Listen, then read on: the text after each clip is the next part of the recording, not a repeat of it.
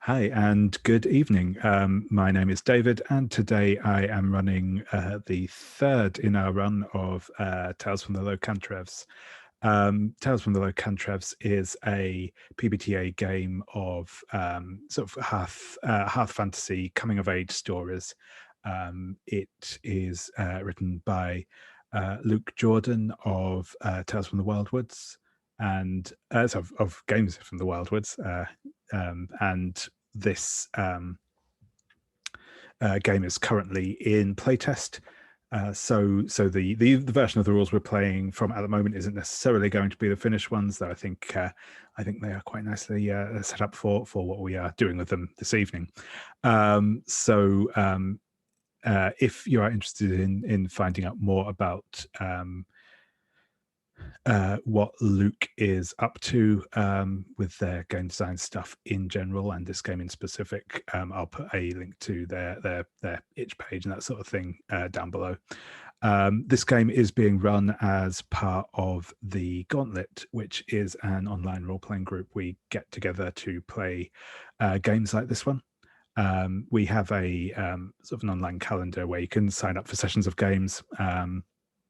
We also, alongside that, we have a series of podcasts on various different subject matter, and a monthly gaming magazine called Codex, which has all sorts of cool new games, materials for existing games, and other stuff game related.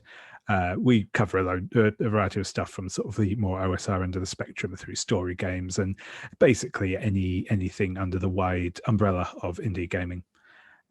So that is sort of what we're here. Again, I'll put a link to the Gauntlet website down below. It's at gauntlet-rpg.com. But yeah, so this game, the game we're playing this evening, we are following the adventures of a group of young teens in the village of Sindel, which is a long way away from any center of civilization, on the coast, in the shadow of the mountains to the west, surrounded by forests. It's quite isolated. The nearest town is about a day's good hike. Also, the nearest village is a day's good hike away. But the people of Sindel, by and large, get by on their own. They work together, sometimes in perfect harmony, sometimes with a bit more bickering to get through life. But before we get any further, I am going to ask our players to introduce themselves and tell us a bit about who they will be playing this evening, and a little bit about what they got up to last time. So I am going to go through in character keeper order tonight. So I will start, Leia, with you, if you'd like to introduce yourself and tell us a bit about who you'll be playing. Sure. I'm Leah. I'm playing Laurel the Belle. She's the oldest of 4 kids. Last week, she accomplished bathing the twins with the help of all of her friends, which is what it takes. And if she can do that, surely she can face down the weird skeleton person we met at the end of last session. As the Belle, she's very forthright, very bold, and very prone to ordering people around. Awesome, that's brilliant. Thank you very much. And next, Sabine, if you'd like to introduce yourself and tell us a bit about who you're playing. Hi, I'm Sabine. I use any pronouns. I'm going to play Gryf. I use he, him pronouns. Gryf is only slightly younger than Laurel is. He is the son of a widow who wasn't born in Sindel and came there from Breck, the village 3 days journey about away. So she is still viewed and so as some kind of an outsider. So is he, basically, because he's not really from that village, because he was born there, but still, his mother came from Breck. they're not very well to do. Gryf's father, who died of a fever or something like that, was a hunter, a trader, person who liked to journey around a lot. Gryf himself has inherited a spear and a shield, and also has inherited a goat named Arthur, who gets up to all kinds of shenanigans. Last time, he there was a wolf in the woods, and there was something strange about that, and then everybody decided to go into the woods, and Gryf tends to want to protect everybody, and he thinks he's the right person for the job because he's taller and stronger than most of the others, but they didn't want that. At least some didn't want that, and there was a bit of tension in the whole thing because someone thought that this wolf wasn't really dangerous at all, and maybe the wolf wasn't, maybe the skeleton was the real problem, who knows. Brilliant, thank you very much. And next, Bodhi, if you'd like to introduce yourself and tell us a bit about who you'll be playing. So I'm Bodhi, I use they, them pronouns, and I'm playing Cord, the door. Cord uses she, her pronouns. And Cord is the 13-year-old inheritor of strange, mysterious, and almost forgotten magics caused by her inheriting her great-grandfather's I don't know whether it's grandfather or great-grandfather, it doesn't really matter, but her grandfather's conjurer's key. And Cord is the only child of 2 woodcutters in the village, and Cord's grandmother, Ellen, I think we said, is mostly the one who raised her, because there was an accident involving Cord's mother out in the woods, and it was kind of thought not to be safe kind of afterwards for Cord to be out there in the woods with the woodcutters. So is being raised by her grandmother, the herbalist, who is trying mostly in vain to teach Cord herbalism, because Cord is not interested in herbalism when she can open the 7 great doors. And last time Cord missed out on the adventures with the wolf because she was being punished by for spilling a decoction of her grandmother's, which is a not too infrequent occurrence, and was having to dry herbs for a few days. And she has perhaps inadvisedly tried to perform magic on this strange skeleton and woken it.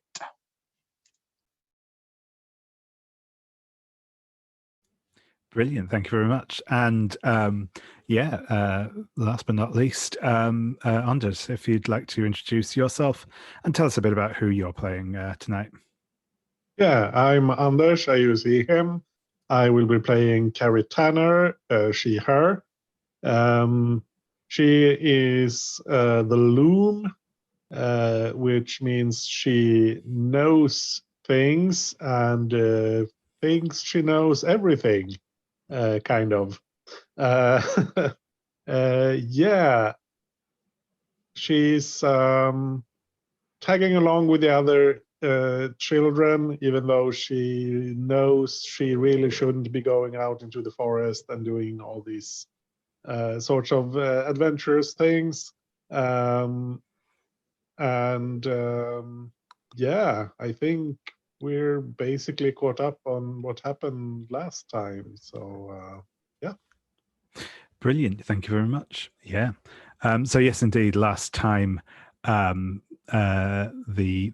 children, after having a bit of a poke around with things in the village, headed out to the dancing oak, a great tree in a clearing towards the edge of the forest, where beneath it they after Cari had had a vision, they excavated the bones of what seems to be or may well be the an executed victim. On removing from its neck a copper amulet and attempting to perform some magic, a spirit, which I do not believe had actually introduced themselves, but we will call the Wolf Lord, had appeared, a spectral form, thanking the children for freeing him from his imprisonment, which is where we left things last time. So before we begin, I'm just going to very quickly recap over the safety tools we will be using tonight. We have in our character keeper, we have a tab set up, the safety tools and resources, where we have our lines and veils set up. So just as a reminder on these, lines are things that we don't want to bring up in the game at all. So do please avoid those topics. Veils are things that we can come up in the game, but we'd rather not make them the focus of the story. We don't want to go into too much detail on them. We also have in there some entries where we would like just to check in first with everyone to make sure we're happy with introducing that particular subject matter into a given scene, just so that we know we're all in a good place with it. So those are our lines and veils. We will also be using the script change, just a safety tool mechanic by Sheldon, which is essentially like video remote controls. So we have pause, which is the most versatile of them, which can just be used at any moment to call a quick stop in the game, whether that be because you have, for practical reasons, you need to back away from the game for a moment, or because you want to have a quick out of character discussion about something that's happening in the scene or something that might happen in the scene, to check in with people, anything like that. So any point you feel like calling out a quick pause, feel free to do so. And we'll just stop for a moment, take stock, and deal with whatever needs to be dealt with. We also have the fast forward command. Fast forward can be used if something comes up and we're not interested in dwelling on it in detail and we want to move on. It might be because something is, say, getting close to a veil and we're like, actually, I don't want a big graphic description of that thing. It might also be because we feel like a scene is just kind of getting a bit overlong, is just kind of going around in circles, and we just want to move things forward to the point of action. I can use a fast forward for that as well. The last one I think of that's particularly useful is the rewind, which can be just used to step back quickly and change a direction we want to go with something, or correct a mistake you may have made, or just say, I don't like the way I phrased that. I think actually what my character said was X. Anything like that, we can use a quick rewind for that. Say, for instance, if we have missed a line or a veil and we're sort of potentially getting past and you just want to say, actually, no, can we just rewind to where we were before? So that script change. We'll also, as kind of our stopgap, we have the X card in play. The X card can be used to just remove content from the game if we're not happy with it.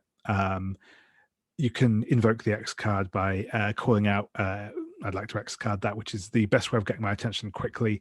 You can, if you wish, also just put an X into the chat at the side, or hold up your hands in like an X sign or something similar. Just do be aware that there is the possibility I may be looking at a different tab when you do so I may not immediately notice.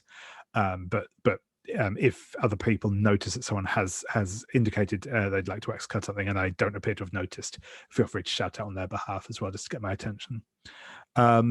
If something is X carded, we, as I say, we'll kind of remove that from the game. We'll work around it. We'll see what needs to be done to carry on. I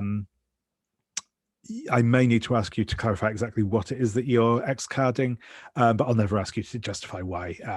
If there's something you want to X card, then that's fine, and that can be for any reason, whether that be because it's uncomfortable subject matter for you and you just don't want to play with it, or if you just think that tonally it doesn't quite fit in with what else is going on. And finally, we also we're playing under the open door policy. This is simply to say that if at any point you need to step away from the game, whether that be to take a quick break, whether it be because like the doorbell's rung and you've got to go answer it, or if you just need to leave the session, something's come up, or you're not feeling great and you just need to leave. Any of those reasons are perfectly acceptable reasons to step away. If you can let me know if you are going to be leaving for good, or if you're going to be back in 10 minutes or whatever, say, that's really useful just in terms of planning it. But you know, it's not vital. If you need to leave, you need to leave, and that is absolutely fine. As ever, there is the possibility that should internet shenanigans happen or whatever, I may lose connection. Touch wood, I should be fine. But if like I just kind of disappear without announcement for more than about, say, sort of 10 minutes, then assume that something has either, like, I've had severe internet problems or something's come up and I've had to step away as well. But yeah, other than that, I think that we should be good to get started again. So we will pick up where we left off. The four of you are stood around the bare branches of the dancing oak. There is snow all around, except for the patch of bare earth in front of you, with in fact, without a skeleton in it anymore. The skeleton itself seems to have collapsed into a fine powder. Cord, you are still, I believe, and this is, you have dropped it, holding the amulet that you took from around the neck of the skeleton. There is perhaps an unnatural chill in the area, even above and beyond the winter's cold around you.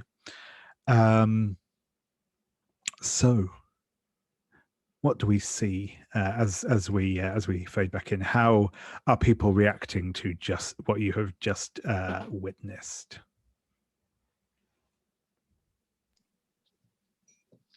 That wasn't supposed to happen, I think. Right? Cord? No, I don't. No, I don't think it was supposed to happen. I don't know quite what it was that did happen. That wasn't what I was trying for. I think you released an angry spirit. Yeah, maybe we should get out of here. I think we need to think if there's anything we need to bring back with us so that the spirit can be bound again. And I kind of crouch down by the skeleton and look at it intensely, giving it my attention. And I'm looking at Cari, and at least she doesn't think it's harmless. Yeah, so I am trying to trigger, give your attention here. Yeah, absolutely, absolutely. So that is a move with caution. So if you would like to make that roll. Oh, sorry, I'll just put in case anyone doesn't have them, links to our dice roller. Everyone is in the character keeper by the looks of it, so that's fine. Yeah, well, or as ever, if you wish to use physical dice, that's also cool. But yeah, sorry. The nice news is that my caution is a -2, because if you're right all the time, you don't need to be cautious. You can just do things. Indeed. All right. Yeah. So I'm just looking, I don't have any particular magical knowledge, but I figure we want to try and put right whatever we've just gotten wrong. And I'm looking for clues of how we might do that. It's a 7. Yes. 7. Excellent. Just scraped it.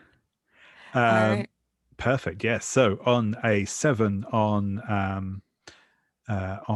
a give your attention, you get to ask 2 questions from the list.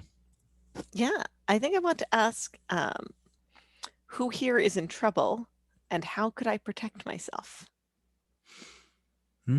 Excellent. So, yeah. So, the short of it is, everyone here is in trouble. You know, that's the quick answer. Is that yeah, you can still sort of feel that impending, that just that chill to the air, that slight staticky feel. There is you do still feel that this thing is a threat, and you also possibly hear at this point, just off in the distance, the howl of a wolf as well. A familiar howl, the similar to the one you heard the other day. But what I will also give you is specifically this, if exactly what happened here gets out, Cord could be in particularly serious trouble, as not only have you interfered with a binding performed by the village intercessor, but she also clearly worked some sort of sorcery whilst doing so, and that is not something that will be looked upon kindly by the people of the village. And the second question you asked was, how might you protect yourself? I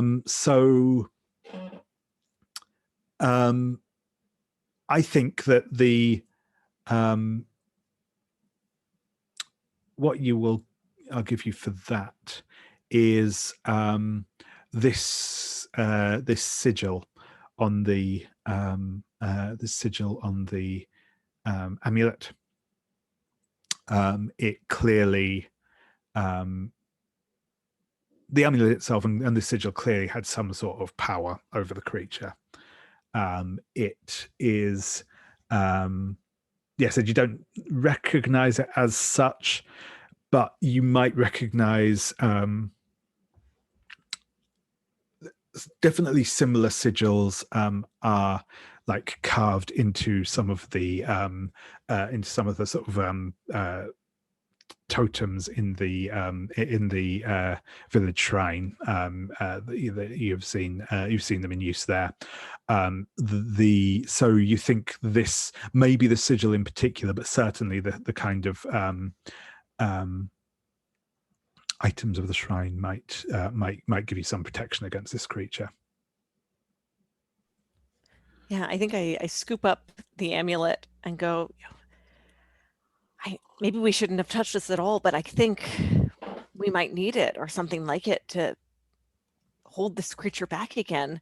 You know, and I turn to Cord and then say, what do you make of this? You know, how can we shut this thing back up again?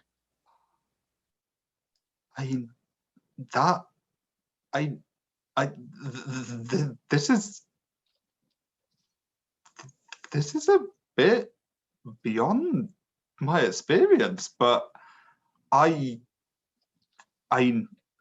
we could try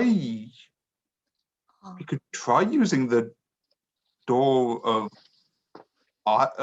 stone to bind it, or maybe first the door of iron to hold it still. Like I know that this key got us into trouble with it in the first place, but we can't go to the intercessor. It's the only way that I know is my key. Yeah. Maybe Cari knows something. I mean, she spends a lot of times with the intercessor. Maybe have you heard stories about this, Cari? Something like this, some spirit in the forest or something that might help us here? That's a good question. Sorry, I have to. Yeah, there's a move called call on the superstitions or call on superstition. Right. Yeah, there's a basic move. I was looking at my my playbook moves. Yeah, call on superstition or search your memory. I'm not sure which is more. Maybe search your memory. Yeah, Since I'm not trying to do something, I'm trying to remember. Yeah, absolutely. That sounds good. Sorry, I just wanted to double check as well. The so that's with learning, which is good for me.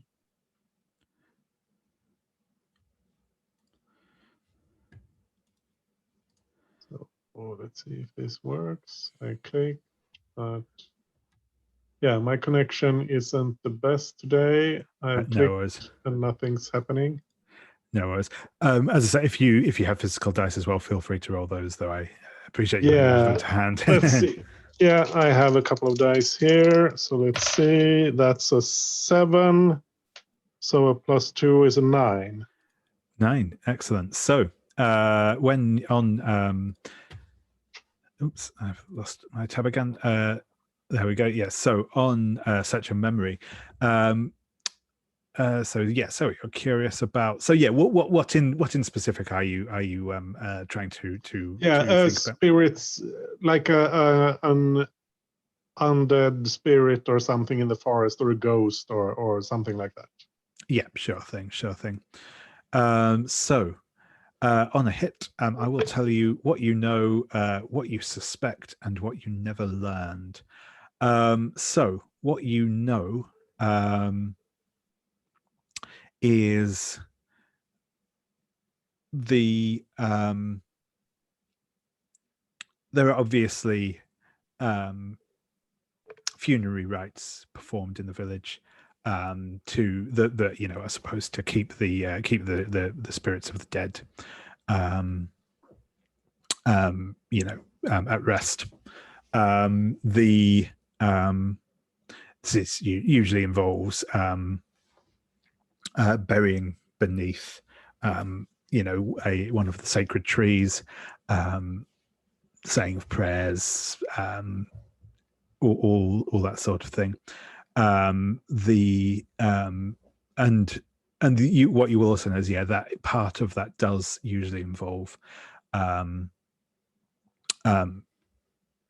these sigils that like the one on the amulet, which are the secret language of the intercessors. That is kind of the belief of people in general. You probably in fact have known, you probably know some of this from your time spent with the intercessor. You've probably been taught a little about this, so yeah, that's what you know. Is that's sort of the usual way of putting spirits to rest is sort of by following the proper funeral rituals and the like. What you suspect is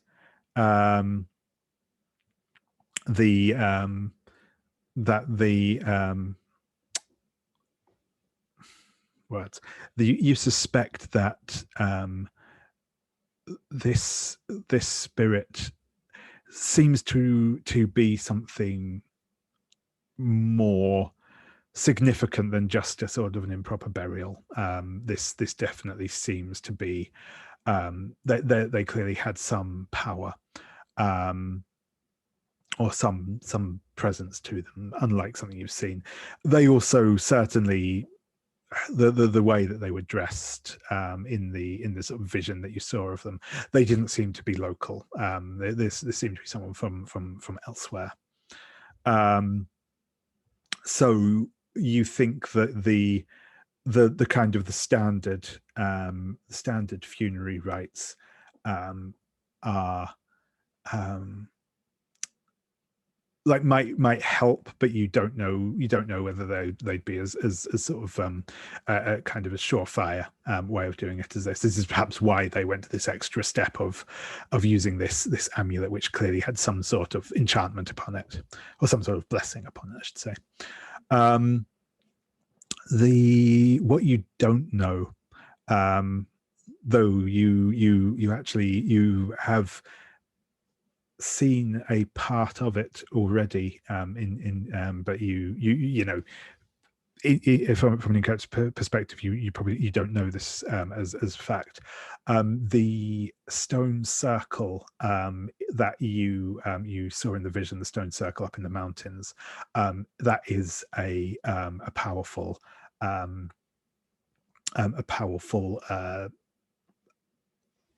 ward, essentially. And that probably could be used to bind the spirit of the of this creature.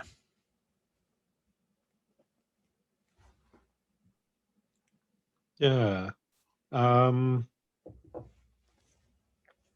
Was the I don't remember, was the dancing oak one of the, was that the tree we didn't worship in the village, or? Yeah, That's correct. Yeah, the dancing oak is not commonly worshipped by the villagers, though it is still recognized as one of the great trees. Yeah, so it's a little bit weird that they'd bury someone out there. Yep, absolutely. Absolutely. And also, yeah, again, from what you saw in the vision, this was also the place that they were hanged as well. So it's clearly a sort of you know, an ill-omened place, put it that way. Yeah. I think because Cari's not really comfortable talking about her visions, so I'm going to like flip through the this old almanac I have that I got from the intercessor, which I believe we established had belonged to some old woman who lived alone, didn't have any family who wanted it.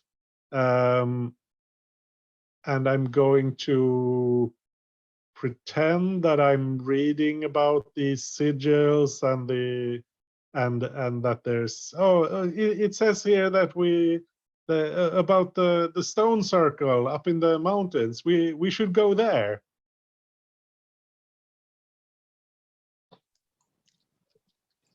The stone circle that Arthur used to run off to all the time. Yeah, probably. Great. How far away is it, Gryf?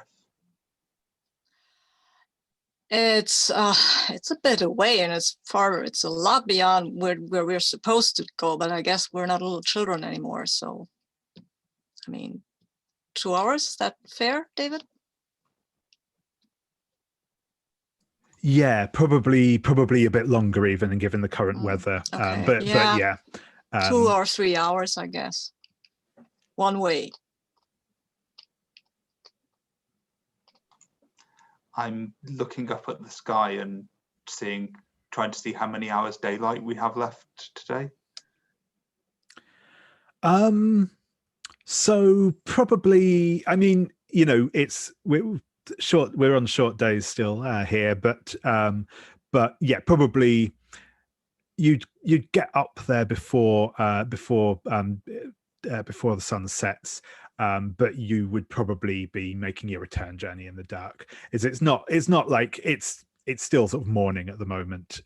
It's you know, because you left, I believe, fairly early in the morning. So you left the village fairly early in the morning. So it's, yeah, it would be, like I said, you'd probably, darkness would probably fall before you managed to get back, but you would be able to at least make the journey up there in the light. We can't leave that thing out there, but it's my fault. It's my magic that that released it. Like I can't ask you to come with me. I don't think I'd stop you, but I'm going up there. We weren't going to leave Arthur alone, and no offense, Gryf, but we care about you a lot more than Arthur, Cord. We're going with you. It's he might care more about you than about Arthur. And I really like Arthur. So and it's all our fault. It wasn't just you. We all went here and poked at things. I did not poke at things, but fair enough. We're in this together now. They probably blame me anyway. I'm the stranger from the other village and know what happens when things go awry. So let's go up there and do whatever you need to do. Do we know what we need to do to constrain the spirit, to stop it from harming people, haunting people? Do we know that? I was thinking that if we combined what Cari knows from her father and father or mother is the intercessor. Sorry. Neither. She just hangs out in the chapel a lot. Ah, okay. Yeah, sorry, I got that wrong. Yeah, what Cari knows from the intercessor and with some of what this key can do, then I think that I don't know, but I think that might work. I think it's our best shot. Okay. Do we need to go back? Like, we're not going to get there and back before it gets dark. What do we have with us in terms of food? Do we have anything? I didn't bring anything myself because we're only going out this far. Don't worry. I'm going to see if I'm well prepared, maybe. Oh, yeah. Let's Right. see if I have some food. And Excellent, see if the dice roller works. Yeah, that's a 7, and it's plus learning, so it's a 9. Excellent. Yes. So, on a 7 to 9 with your be prepared move or whatever it's called. It's not be prepared, is it? Well prepared. That's well prepared. It. Yeah. On the 7 to 9, you have it, but choose one from the list. Yeah. It was costly. Doesn't really make sense for some food. Probably it's not quite what you hoped for, but it'll work in a pinch. So it's not like good food, but maybe it's some like hard bread that lasts a long time. I always have some with me because you never know when you'll get hungry, and it will be enough for a meal, a small meal for all of us. But it's just like it's dry hard bread. It's not very tasty. Yeah, it will keep you going. It won't be a pleasant meal. Yeah, that's cool. Thank the trees you're always so well prepared, Cari.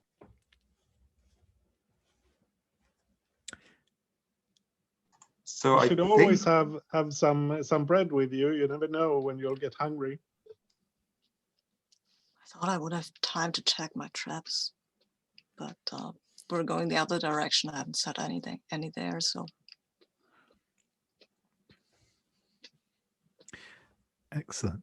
So yeah, but I'm not that hungry, so you can have my stuff. But you need to eat something. It's not the first day I've not eaten a thing. It's fine. I've had breakfast. This feels like we're building to make a difficult journey. I found it now. Yep, that's I think so. So yeah, who is going to take the lead on making this difficult journey? And again, I will point out that if you wish to ask for assistance from another character, you may. whoever is going to lead, that is, I should say, can ask someone else to assist them for the turn to your peers role. But I will leave you to have that discussion on who is going to take the lead on this. Up to you.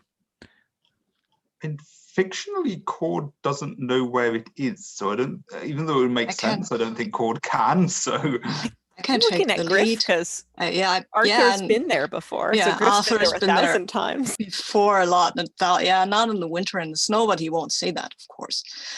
And I have to ask for assistance before I roll, right? That's correct. Yeah, that's correct. Okay, then I will turn actually to you, Laurel, and ask for your assistance because you've been there with me a lot. So I guess. Oh yeah, and I think, correct me if I'm wrong, but my assistance is mostly going to be that since we haven't been there in the winter as much, like helping pick out some of the landmarks and like going like, oh, I think that is the tree we've seen, but it's not got any of its leaves on it, right? Like mostly kibitzing and arguing a little along the way, which is very helpful. And I think you will outshine me, and I will mark where, because that sorry, is, that is the decision. Sorry, that's the decision of I'm Laurel sorry, gets to make choose which of those right. where those You're happens. right. Yeah. Sorry, I forgot that. No, it's not a problem. Not a problem. It's I mean, if you were leaning in that direction, I'm all right with doing that. And I think what it is that there's a moment where we're arguing about like where a big rock is that we've seen along this path, and I go like, no, like it's definitely here, and I go, it's right there, and like hit a snowdrift, and the snowdrift kind of falls to pieces in ice, and then in it is the rock. I think it's a rock we think looks like an owl. Okay. Oh, nice. Yeah. I still should roll because yep, that's right. I think we need to know where we're going with the roll. Oh, wow. It's a good thing I asked for assistance because I rolled snake eyes. Excellent.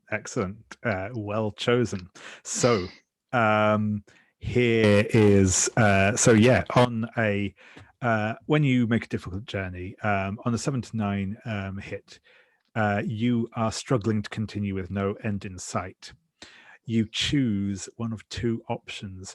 Either you can push on, in which case everyone has to mark where twice, or you can make it there. And in that case you get to your final destination, or you can pause halfway through the journey to rest, and I will let you know about where you are and what you find there. I like the idea that we have to pause for rest. Sure thing. Because otherwise I would be at 4 where anyway, and that seems like a lot. I was going to say, like, I think we'd pause before we let you get exhausted and struggling to continue. I'm very stoic, but not that stoic. Yeah, it's fine. Okay. So maybe we got turned around a few times and then found the way again, and then got turned around again and found the owl rock. And I think that's what it is. You've kind of you get to you've passed the owl rock, and you try and forge, and you sort of basically you forge up one path that you know would normally be the quickest route up to where you're going.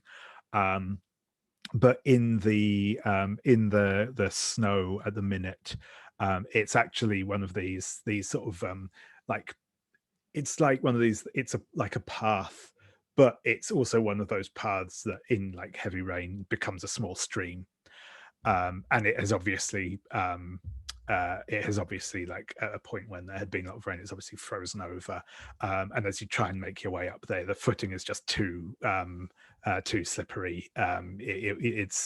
It's you make a few false starts up there, but it's clear that you're not going to get up there safely. You're all by this point quite getting sort of a bit worn out, a bit tired. It's cold. You're sort of those of you with good sturdy boots, they're probably holding up to this, but those of you without, your feet are definitely starting to get cold and wet, and generally unpleasant.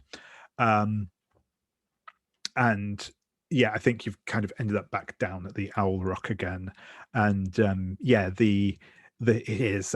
It's again, doesn't look like it's been intentionally shaped, but it just has that slightly like rounded shape to it, coming down to a slight undercut with the sort of fairly flat top on it, and a couple of marks look almost like eyes that are just sort of peering out down towards the village below. And it's strangely actually like either just because of some oddness of the kind of gravelly, shaly floor around this rock, or just a weird effect of the wind. This around the owl rock itself is actually clear of snow.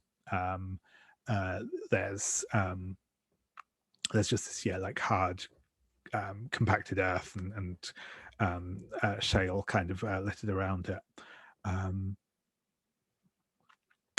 And I think you will notice another sigil, clearly like the one on the amulet, not the same, but of a similar design. This that's just been carved. It's been, this is not something that's been like chiseled. There's been like chiseled in like it probably worked, but just something that someone scraped with like the tip of a knife or something else into just towards the base of the owl rock. But for a moment the wind has died down a bit, and you all have a moment to stop and catch your breath. So yeah, I will throw things over to you for a moment and see how you want to proceed. First of all, I would like to know if this is an ambush or a trap. Certainly. There's still this wolf around. Yeah. And I have this move, so. No. You don't think that this is a trap or an ambush. You're at the place where you are. You actually have quite a good, in fact, a very good view out over like the village and the surrounding woodlands. You can kind of see back down the path. You've come up quite well from here. It's because of this sort of like slightly flattened ledge bit here, you can kind of see out quite well. Anything coming down from above would have to come down this like a very sheer, very treacherous path that you've been attempting to go up.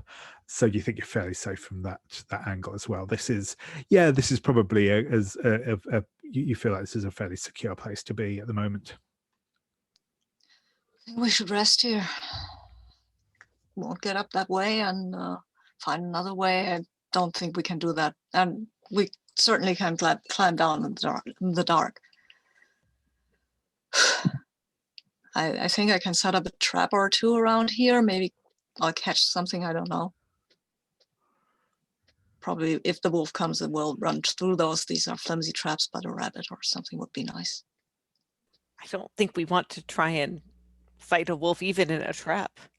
No, just voicing my thoughts out loud. I wish I had a trap that could trap a wolf, but I can look for some roots or anything else, though. They won't be very tasty, and we're going to be in a lot of trouble when we get home. oh yeah. We're going to be in even more trouble if we solve this, and then there won't be any evidence that something went wrong that we were fixing. Technically, we're fixing something that we kind of caused, so.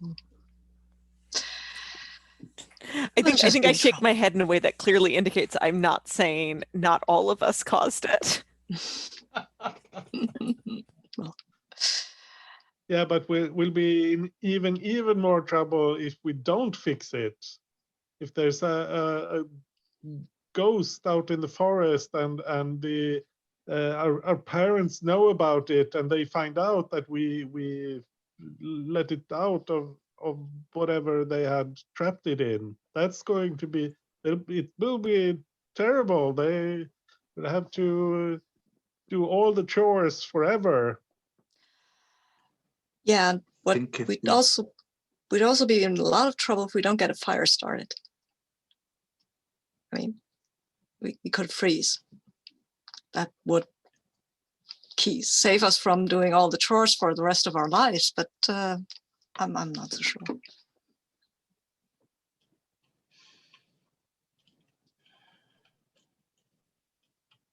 Yeah, So, yeah, sorry.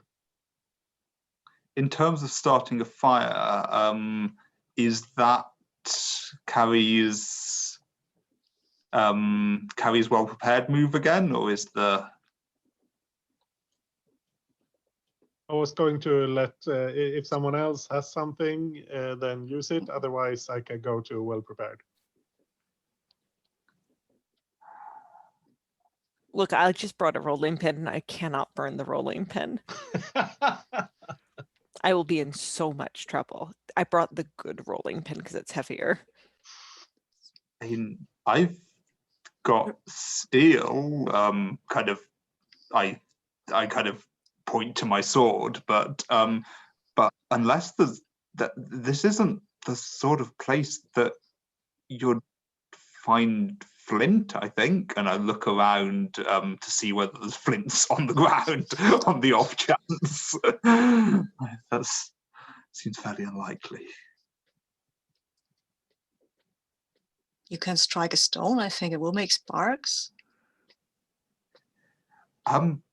Yeah, I'll try that. We need kindling first and branches for the fire. Spark won't help us if we just burn ourselves with it. I can gather those, and I think if folks are okay, I'll just walk around a little to gather kindling. I think we've started fires before sometimes. We're kids in a village. Yeah, we're medieval kids. I don't even think it's not allowed. No, absolutely, and I think I don't think I'm going to ask for a roll here. I don't think that this is something. I think at the end of the day, this is probably the sort of situation where the threat of what happens if you don't go looking for firewood is probably more than if you do. So I'm not going to ask you to play the role. You're also fairly sure that you're like not in any immediate threat from like wolf attack or the like. So yeah, go. You'll be able to gather some. Not great wood, but you do find some like dryish wood and bits of kindling from a few of the kind of stunted trees that grow up on the side of this hill. So should I roll well prepared? Yeah, that sounds good. Yeah, see if you see what you have on you. Let's see then. I get a 6, but it's with learning, so it's an 8. I have it, but choose one. Yeah, flint and steel. This is probably costly. I think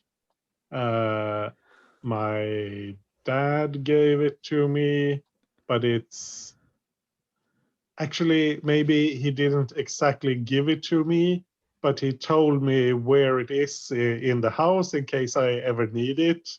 And since we were going out into the forest, I figured I might need this. So I'm probably not allowed to take it, but we might need it. So I'll do it anyway.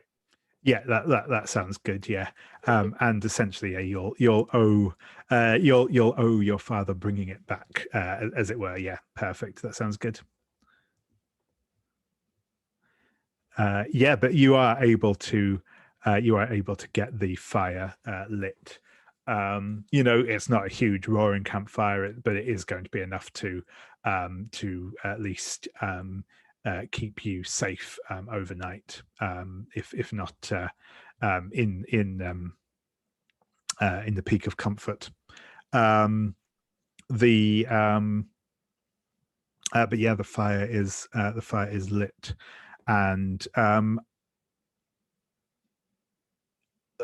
does anyone wish to do anything else? Or just speak with any of the other characters as you kind of settle in for the evening? I have a couple of things. Firstly, my medicinal herbs. Yep. What move would I use those with? Because I'm wondering if there's something that would that I could brew a kind of some sort of soothing tea with, and is there, how does where get unmarked basically? The main way of doing so is by using the open up move, which is when you open up and offer someone comfort, company, or intimacy. Ask if they accept it, and roll with honesty if they do. So yeah, if you wanted to like make up a brew with this, and offer it to someone, I think that would count for the open up move.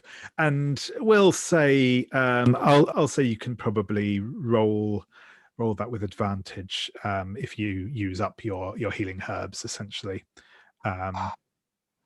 Because there isn't much explanation of what the equipment does, other than obviously give you like a fictional positioning to use it. But I think that seems like a fair call in this situation.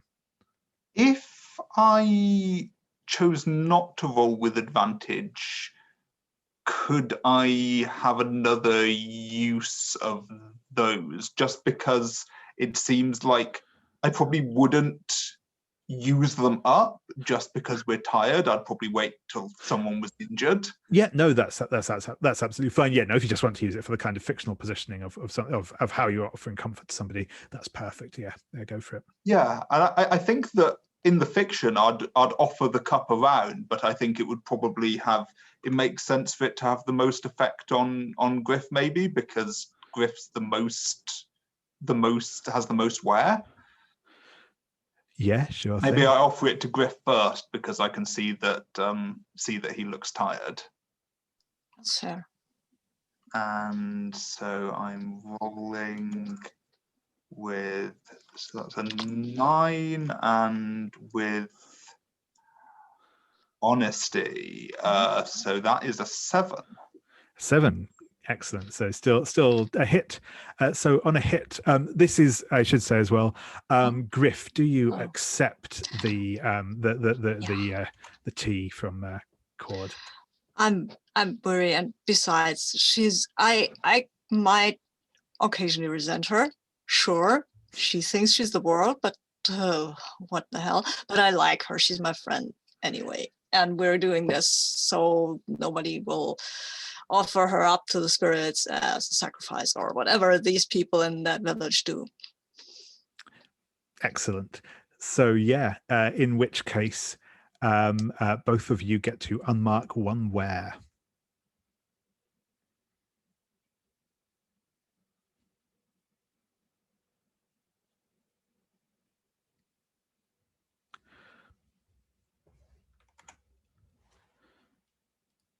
Excellent. And so did anyone else have anything they wish to do before you sort of get a, I mean, I'm not going to say a good night's rest, but at least some rest.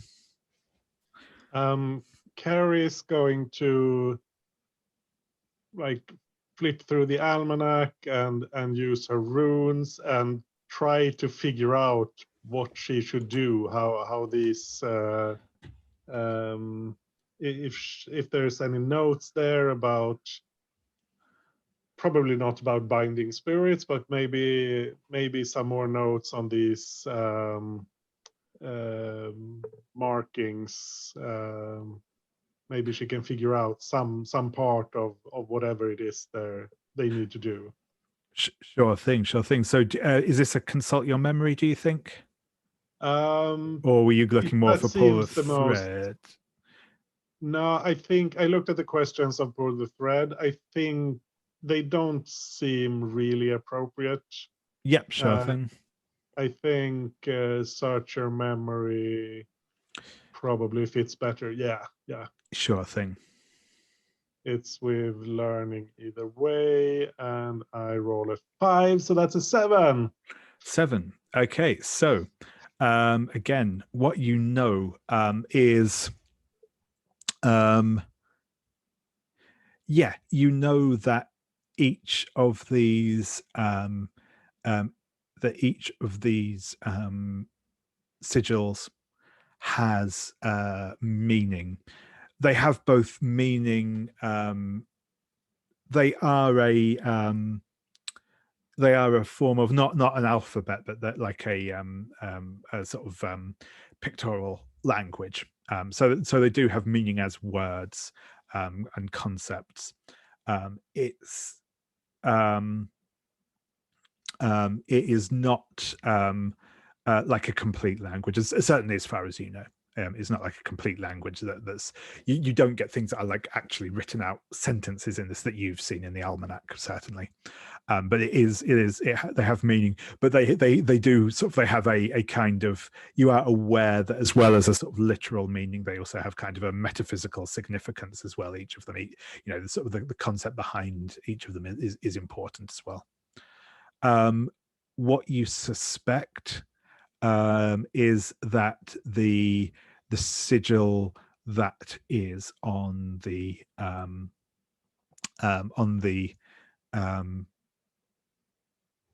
amulet, you are able to kind of find it in the almanac, and it definitely seems to have some connection to like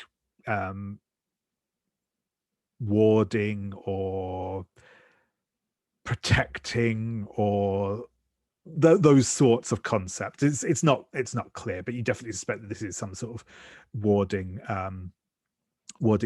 sigil. You find a few other sigils that you think are kind of associated and have other associations with this, and you think that they may all be doing the same sort of thing, and using some or more of these may be able to affect binding.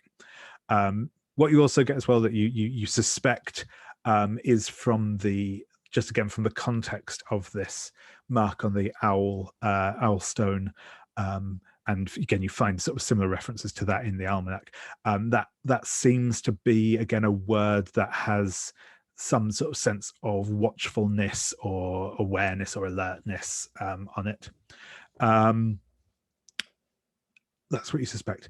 What you don't know, and what the almanac does not say, is that these sigils are a kind of a pigeon almost of true gramarye, which is like the sort of the sort of the binding words of the spirits and the like, and are used by those who have more knowledge of this than you can find in your small village, at least until the next playset release comes out with the other playbooks. But yes, you know that these have. You know that these have some significance. The thing you are not aware of from reading this is that these are fragments of stuff that has real, true magical power, essentially.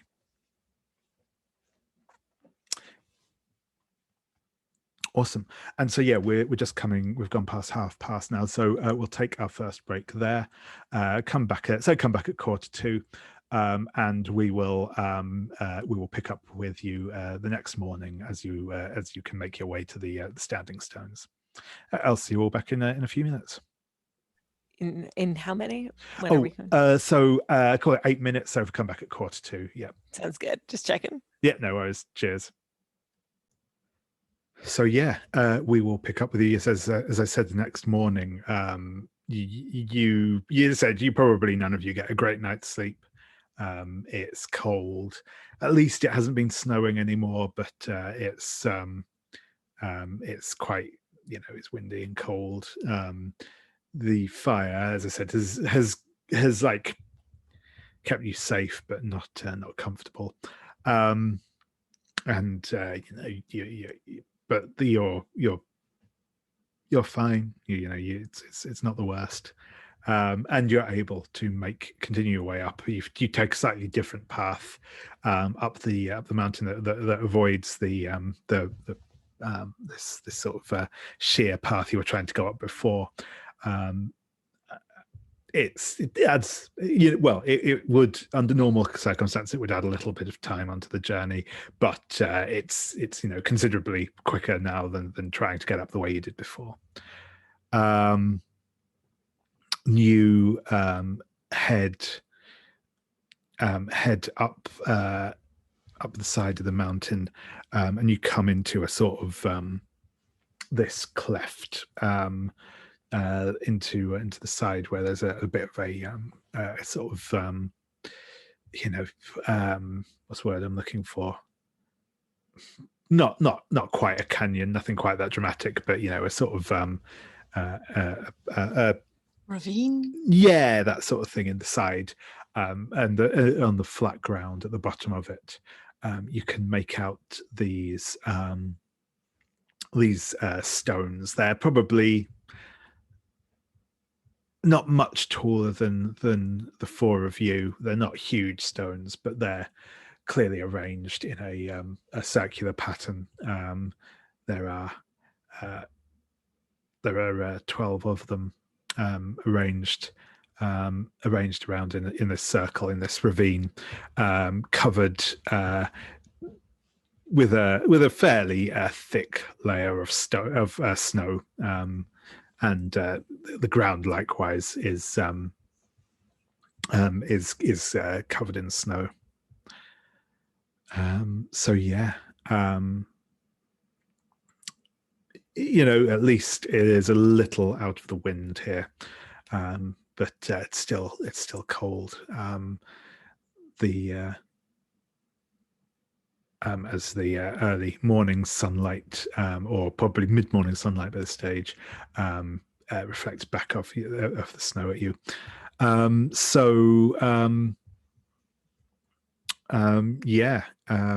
What do you do?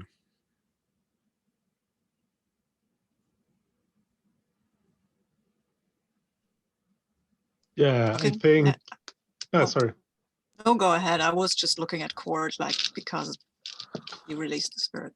But if you have something to say that is a good idea, then please go ahead. I mean, Cari thinks she has figured out that we need to draw these sigils in some way. But here, there's snow on the ground here, right?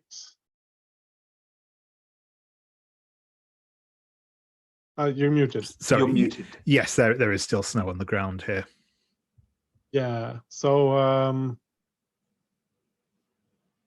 probably she's a bit just. I'm trying to figure out if I think she's a bit panicked because she knows she has to draw the sigils, but she doesn't know how to do it.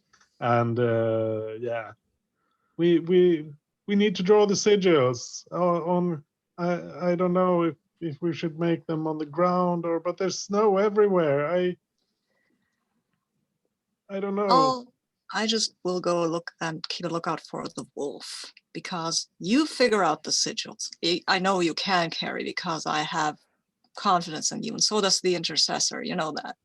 You'll be fine. You do great, and Court will help you. And I'll go and figure out if there's wolf tracks or any other tracks here that could be dangerous to us, because that's what I can do. Should I roll some sort of move for that? Yeah. Would you like to? Again, this sounds like you're probably giving your attention to a fraught situation. I think I am. Yeah, that's with caution, which is not my best stat. Oh wait, it's not my worst stat. I think my worst stat is honesty. If it's before you've rolled, Cord could help with this. Oh no, you go help Cari with the sigil thing. Oh, sorry. I mean, I missed who was speaking there for a second. Sorry. Sorry. No, I'm not that bad with caution, so I'm just rolling that. I don't think I'll need help, or who knows? Maybe I do. Oh, I do. I wanted 3, so yeah, I would have, but I miss a lot because I'm looking back at you and checking what you're doing, I guess. Yeah. Okay. So. I can't get to ask anyway on a miss. Yeah, you do indeed. You get to ask one question anyway, but be prepared for the worst. What should I be afraid of? Oh yeah, you should absolutely be afraid of the wolf. You're kind of, you rested through the night and you were safe where you were. You've kind of walked up this, you've come up the mountainside, and you hadn't heard anything in particular, but as you are looking around, checking things out, you make the you see, you kind of, it's one of those, you see it as it's happening rather than being completely blindsided by it. But you see, you kind of look up, and from one of the edges of this gully, I think actually somebody put in there, and I think that was the word I was thinking of, so thank you. We got there eventually.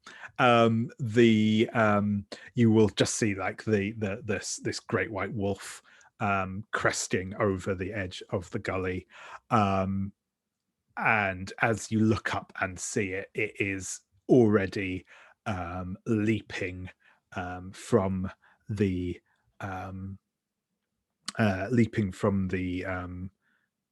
edge. It's quite high up, not like, we're not talking huge things here. It's probably a good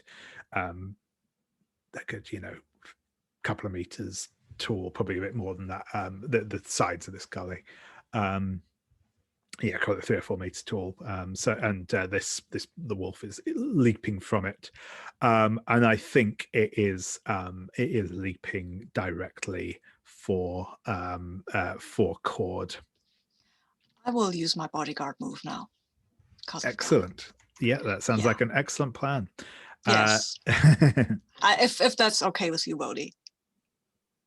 Yeah, absolutely. Okay, cool.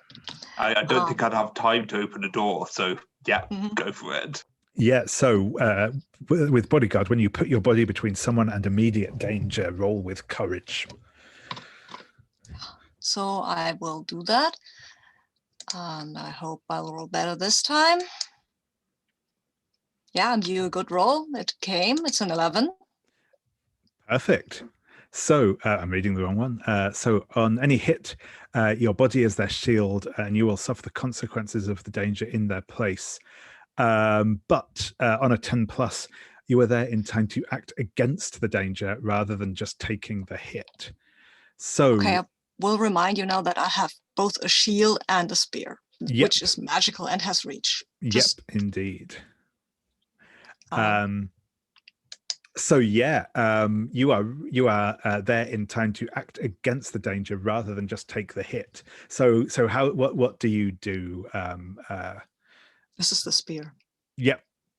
Excellent. Yeah. So you kind of get in and manage to get the spear braced as this wolf bears down on you. That is excellent. So I think, and sorry for this to be a sudden succession of rolls, but I think I will ask you to resort to violence here. That's with resolve, right? That is with resolve. That's correct. Cool. Yeah, that's an 8. It's not great, but still. So, oh yeah, and I should have said, what did you hope to accomplish here? To drive them off, restrain them, hurt them badly, make them fear you, or take something from them? Again, I'd probably want to basically try. It's a mixture of drive them off and make them afraid of me, but basically, mostly I want the wolf to leave us alone, or at least just don't attack us anymore. Sure thing. Yeah, so on a 7 to 9, I get to choose what you accomplish. Perhaps what you so you will mark a point of wear for this, I should say as well. Yeah. As kind of this, the wolf slams into you. But yeah, I think what happens is the wolf leaps down, and it can't twist away in time. And your spear is driven into it by its own body weight as it lands. Its teeth mostly snap off of your shield, but the weight of it pushes you back. it shakes itself free. It shakes itself free of the spear. It's clearly hurt. It's clearly bleeding. I am going to say though that you've managed to hurt it badly. It's clearly injured. It's struggling to stand on one of its front paws now, but it is still. Its eyes are gleaming that orange color you saw before, and you can feel sort of the anger almost rolling off of it palpably as it kind of it does that thing where it kind of it takes a few steps back and looks like it's going to try and circle you. I'm going to go over actually to Belle. How are you reacting to this? To me, Laurel as the Belle. Oh, sorry. Yes. I double checking. Yeah. Laurel. I mean, that is incorrect. I think this is all pretty scary. Like, I've pulled out my my rolling pin, but I clearly don't know exactly what to do with it. I think I'm just honestly, I feel like I have to stand fast to not like actually try and run at this point. I talk a good game, but this is not what I want. Absolutely. Yeah, let's get that stand fast roll. So when you stand fast against your fear or an adult, roll with courage. All right. Well, that's very good for me too. Let's see. Wow. Okay, it's an 11. I don't know that I believed that as a dice result, but I guess Laurel has it in her. Let's see. So on a 10 plus, you get to steal your nerve and wrestle down your terror, and you get to ask me, what opportunity can you find here? So I feel like part of what it's going to lead into finding out what that opportunity is, I think I do kind of like duck a little behind a tree or part of like any of our night anything that's nearby for a second, and then like do like face the choice of whether to just like keep running or hiding or help my friends. And I surprise myself with being willing to stick around. But from that vantage point, what opportunity do I find? Yeah, and I think that you kind of see the wolf is obviously scenting around, and it perhaps catches that edge of fear on you from your initial reaction, and as it's kind of circling around Gryf, waiting for a gap in his guard. The wolf has positioned itself with its back entirely to you.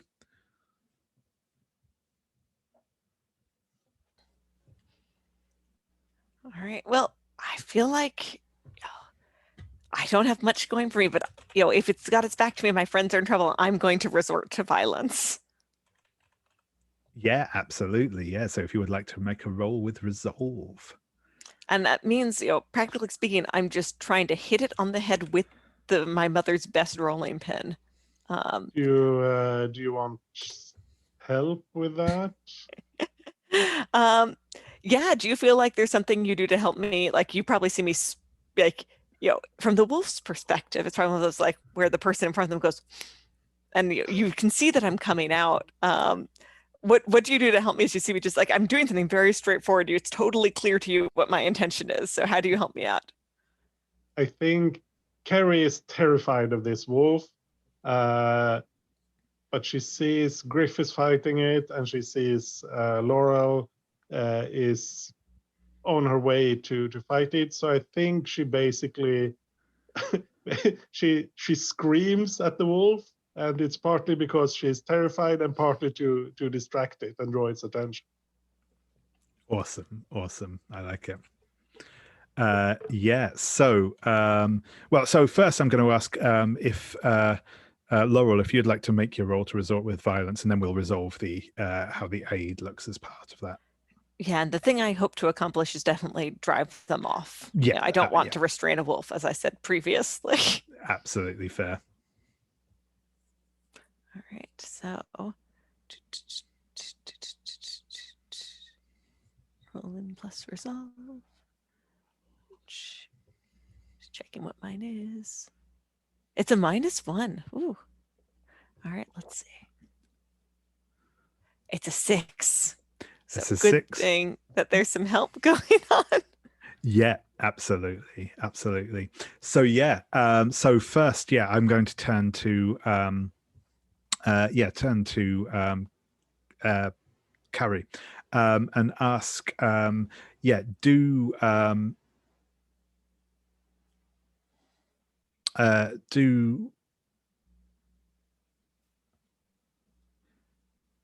I think, let's see, the they there is me, right? that's right, yeah. So do you Yeah.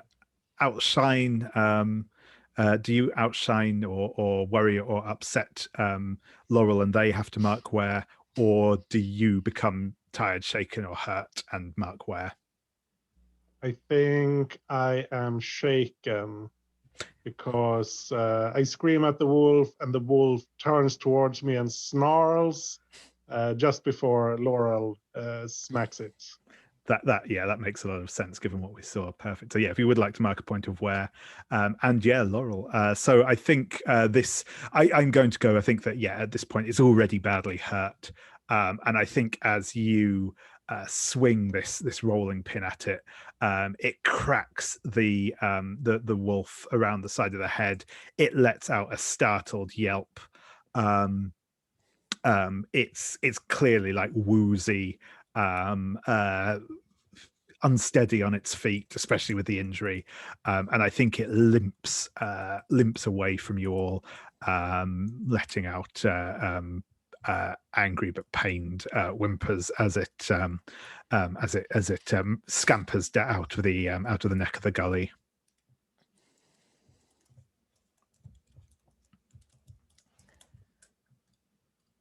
I think I just burst into tears. So this was a lot.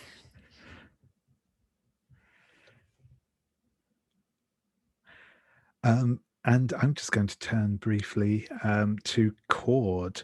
How are you reacting to all of this? This all happened quite quickly, but how what's Cord's response to all of this? So I think I was fumbling for my key to go for the door of iron to kind of encourage the wolf to move away from us. But like by the time I'm readying to open the door, like my friends have already driven the wolf off, and kind of I think I actually stand there and kind of like cheer and applaud, and maybe kind of, which is kind of against my nature, I think, but I think I run up, and if this is okay with you, Leah, I kind of run up and like spontaneously hug Laurel. Yeah, it's totally okay. I mean, I think I'm just like half laugh, half crying at this point because it's just so overwhelming. And I think maybe it's one of those hugs where I kind of like end up kind of like pulling you down into the snow, and kind of like we're kind of rolling around, half with laughter, half with relief, and just kind of a bit overwhelmed. And I kind of, it feels like a little bit of a kind of unusual one, but I think this is an opening up, if you accept it. Cool. Definitely. And I think like part of the accepting it is it's switching more to like laughter and relief rather than, delayed terror. Yeah. So my honesty is -2, so I've got to get a little bit lucky on this roll. Ooh, that is a 4. That I am left awkward and exposed. Yeah. So you are left awkward and exposed. Say what you do to feel less vulnerable, then mark where. And also, yes, sorry, Laurel, you should have marked a point of where for resorting to violence as well. Right. Let me mark it now. Yeah, no worries. I was just going to wait to see what the result of that roll was before getting you to mark it, but yeah. It feels like maybe I'm left awkward or exposed to someone else. Maybe someone else's action does this, because it feels like I don't want to. I would, but I don't. I like that moment with Laurel, so kind of if there's a way to keep that, then and someone else kind of comes in and makes me feel awkward or exposed, if that works. Yeah, or I think maybe even oh, sorry, yeah, go ahead, Gryf.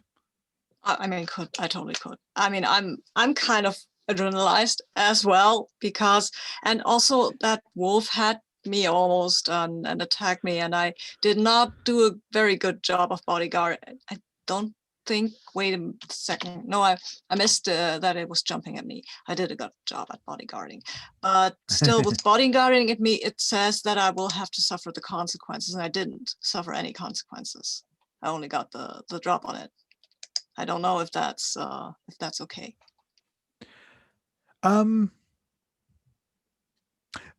No, I think that's fine, because you kind of went immediately into that like resort to violence, so that feels like you kind of you marked where for that, so it feels like much of the same thing.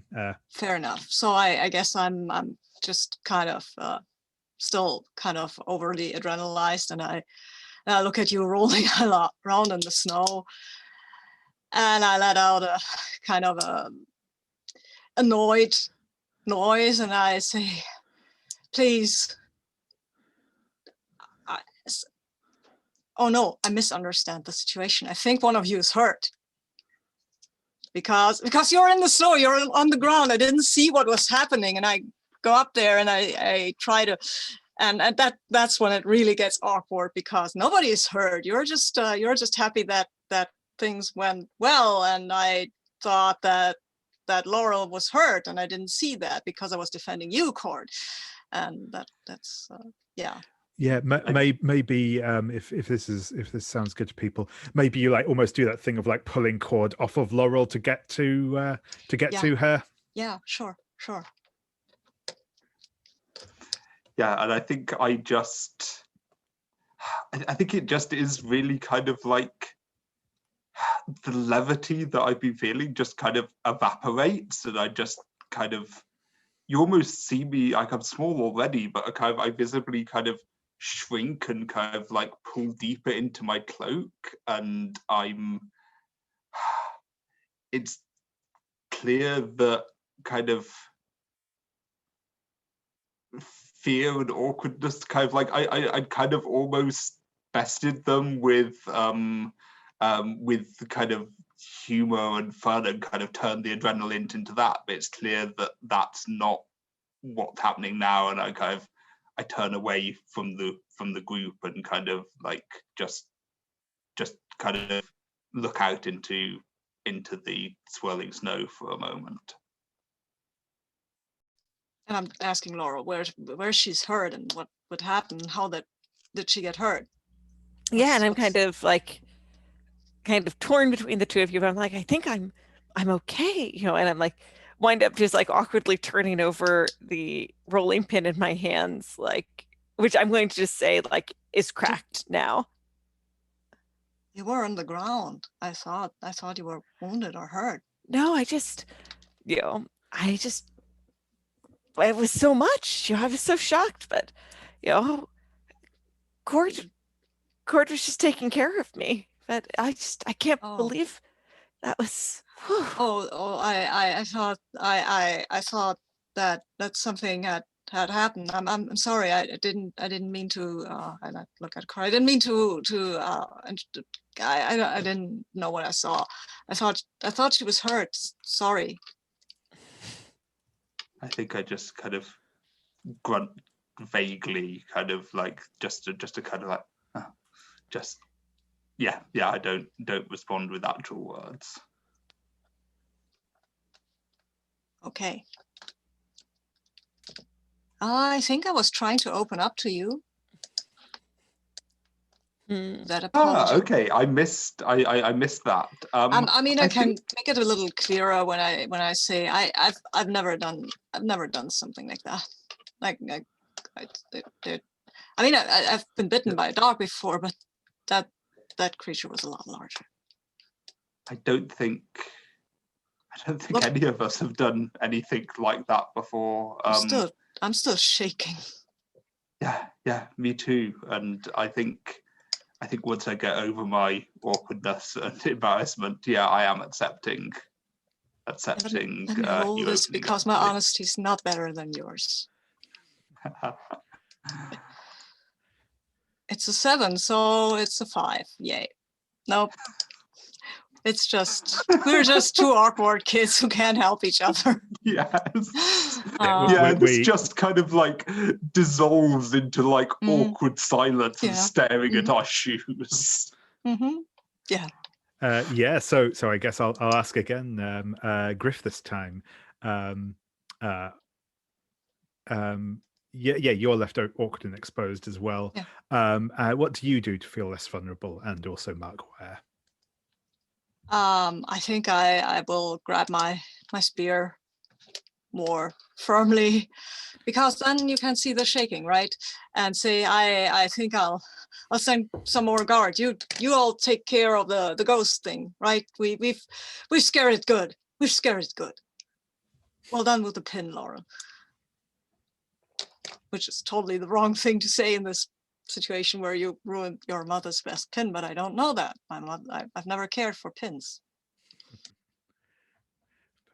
Perfect. Cari, I just want to come over to you briefly as well. You while all this is going on, Cari, what are you up to? How are you feeling? I think Cari's just. I'm not sure what's more interesting, because either she's just completely terrified because of the wolf, or she's so either she's just hiding somewhere behind one of the stones, or she's trying to ignore that and just want to get on with doing this, and getting really impatient with the others for all this foolish business, and not doing the really important thing. I'm not sure what's more interesting.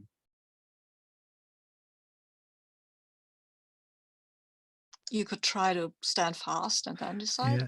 Or the other thing that definitely either of those definitely sounds like if you wanted to activate your common sense move. I don't know if that's relevant to you particularly, but that is certainly a possibility. Yeah.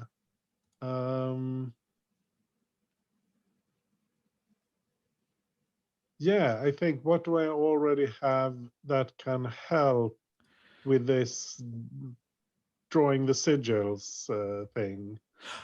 Yeah. So in fact, that makes sense. So the obviously the steel you have from your tinderbox, it's quite hard. It's designed to strike off against stone. You could probably use that to kind of scrape the sigils into the stone.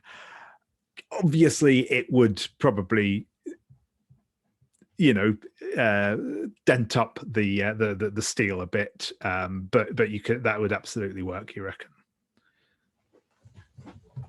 Yeah, well, I don't feel like I have a choice, so I'll start doing that. Like really focused on scraping these sigils, and I'm not entirely sure which ones I should make. So but these protective ones, and I'm like drawing them all over and starting on one stone, and I'm not sure if I should draw more on that one. So I rush over to another one, and should I do them all in order? So basically, Cari's running from one stone to the other and trying to scrape these sigils in. Yeah, no, that's perfect. I'm not going to ask you to make a roll for doing that. I think that's something you can just do. What I probably will do though is I will allow if Cord does go for sort of trying to open a doorway to or does some other magical ritual, I will allow them to ask you for assistance on it, essentially, which normally I probably wouldn't do on that sort of role, because it's difficult to help. But I think that this will be something that can potentially help them. I have a suggestion for something. There's a slightly unconventional use of doorkeeper, but I think it's mostly in the fiction, so I'll just go for it and see what you think. Yes, certainly. I think one of the things that I can ask with my doorkeeper move is there a place of power nearby? So I think what I'm trying to do is, like, I know there's a place of power nearby. Yeah. It's the circle. Yeah. We're standing in it. Yeah. But I think I'm sitting maybe in the center of the circle, focusing, and I'm trying to sense if the feeling of the power of the place shifts, and I'm perhaps guiding Cari's placement of the sigils by how I'm sensing the power shifting. Yeah, I think that's fair. I think you can kind of direct whether overtly or implicitly sort of Cari to place the sigils in kind of the the appropriate place to best channel the energies of this area. Yeah, and I guess the feeling I'm going for is kind of a working together. It's not me kind of telling you where to put it. It's like imagine there's kind of, we're hanging a picture and kind of I'm the one standing back to see if it's straight, and you're the one kind of actually hanging it up. Yeah, that's great. And Cari's just happy she doesn't have to do it all alone. That there's someone else who's that they can work together, that they can share the burden. Yeah, awesome. And yeah, the other thing that I will sort of give you as part, just it's like collateral to that that question is, obviously it should probably come as absolutely no surprise whatsoever that this area resonates particularly strongly with the Door of Stone. That's probably one of the least surprising revelations of the day, but yeah. So I say it looks like we're ready, and I think but I don't know how to. I'm not sure how to attract. I could summon. I could summon it with the Door of Bone, but I don't. I trying two doors, one straight after the other. That I've only tried that once before. That's quite advanced. Does anyone have any ideas for another way to attract this thing so that I can bind it with the Door of Stone? Well, we still have the amulet, that belonged to it, if there's any way to use this rather than a door to attract it. But Cord, what's hardest for you when you use two doors in quick succession before? Is there any way what's hard for you could be spread over all of us, or we could help you if you feel faint, we could hold you up. If we could splash water on your face. I don't know. Snow, I guess. I think it's as a player, I haven't considered that question. What would be hardest about using two doors in? I I kind of want to get away from the kind of like standard kind of magic is exhausting trope, but maybe it's keeping control. Maybe it's having one door that hasn't fully closed by the time the second door opens. And maybe, I think that Cord perhaps has a moment of intuition here. If I'm not overstepping, David, I think that maybe I suggest if we all joined hands in a circle together, and kind of maybe you could lend me your focus and your eyes. I don't know quite. That just feels like it would work. I can't say why. Laurel immediately gives you her hand. Because you tackle hugged me. I'm here for you. How many stones are there in that circle? 12. Oh, okay. That's good, right? So we're 4, and there are 12 stones. So maybe each of us could kind of cover one cardinal direction. I hope that wolf isn't coming back while we do this, but it looked a bit shaken. Yeah, I nod, and I think I suggest that we should all take the direction that calls to us. And I don't know if this is going to take too long, but I thought it might be a nice idea to kind of have a think about what directions we'd be naturally kind of drawn to. Yeah, that's cool. I like that. Actually, no, I'll not go first because I suggested it so that someone else can. I feel that Gryf might take the north because that's where no sun shines, and he always feels like, like he's a bit on the outside, I guess. Also to the north is the sea, right? And the mountains is also a bit to the north. Could be. That would be nice. So, not nice, but that would be what he feels like is kind of fitting. I think I head to the east where the sun comes up, and gets everyone up and, tells them what to do, just like me. Yeah, and Cari heads to the south because she's not fond of all the secrets and stuff that hides in the dark. She wants the full light of the sun. And I step to the west, and I think that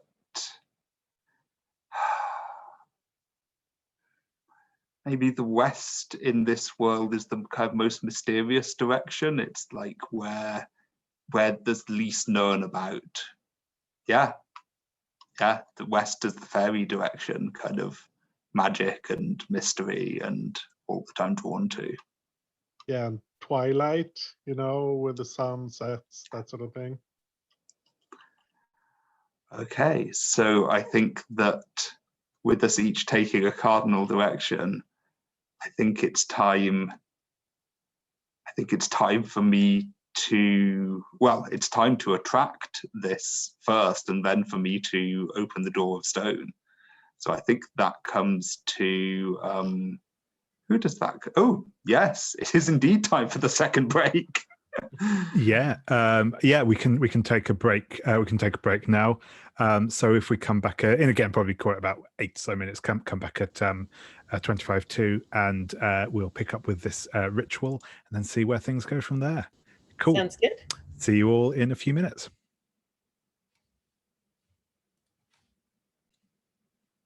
Yeah. So you are assembled in a loose circle at the middle of the standing stones, holding hands, and Cord, I guess we'll go to you attempting to summon the Wolf Lord. So are we Yes, are we facing inward, or are we facing outward? Because we said we were kind of covering the different quadrants. I think we start off facing inward, and at my signal, we turn as one to face out, and that's part of how the summoning works. Cool. So I am rolling with Conjurer to open the if I can find the door, summon the door of bone to summon this this spirit here into the circle. And yeah, so I presume does this all count as I'm being helped for these moves mechanically, or is it just fictional? I think probably, yeah, for the summoning, I'd say this is probably just going to be that's more the fictional positioning of it. I think okay. for the actual binding itself, that's probably, I think that's where you can probably draw on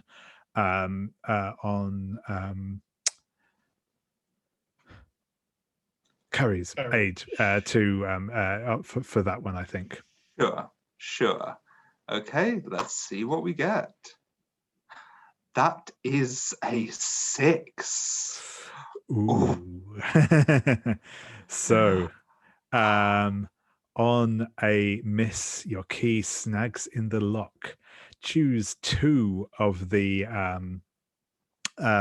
options from the list, and be prepared for the worst. Well, I think it's got to be, I clearly a glutton for punishment here, but I think it's got to be the door swings wide open. It's not just, I think we're summoning other things as well as what we're meaning to. And, and that's got to be, the only one that makes sense now is another door creaks open of its own accord. Oh, it's too cheeky to say that it's a door of stone, which I want anyway. Ooh, let's see.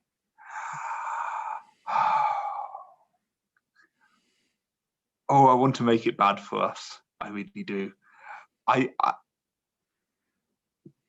Is everyone okay if I say it's the door of Willow, and that streaks open as well, and that we fall? Like all 4 of us fall into a magical sleep, and when we awake, what we see will be up to you, David.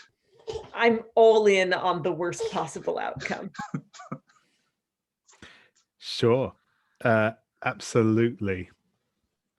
So I think, yeah, you will feel yourself, your eyes grow heavy, your limbs grow heavy as well. You all feel yourselves being drawn down to the floor like iron towards a magnet, and as you all find yourself drifting into a very deep sleep, it's not fitful, it's not strewn with dreams, it's just a moment. For a moment you are all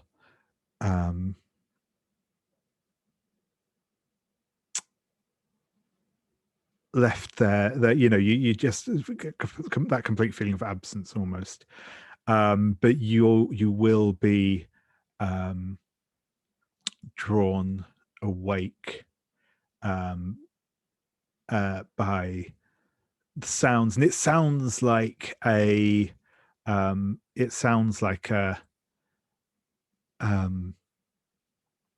wind is blowing, like a strong wind, but sort of, and you can feel like your hair and your clothes being whipped by this wind as you all come back into yourselves, come back to wakefulness. Though probably still feeling a bit sluggish and lethargic. However, when you awake, there is stood before you, or floating before you, a few feet in the air, the figure you saw before the wolf lord. This figure is his long mane of like white hair, his piercing orange eyes,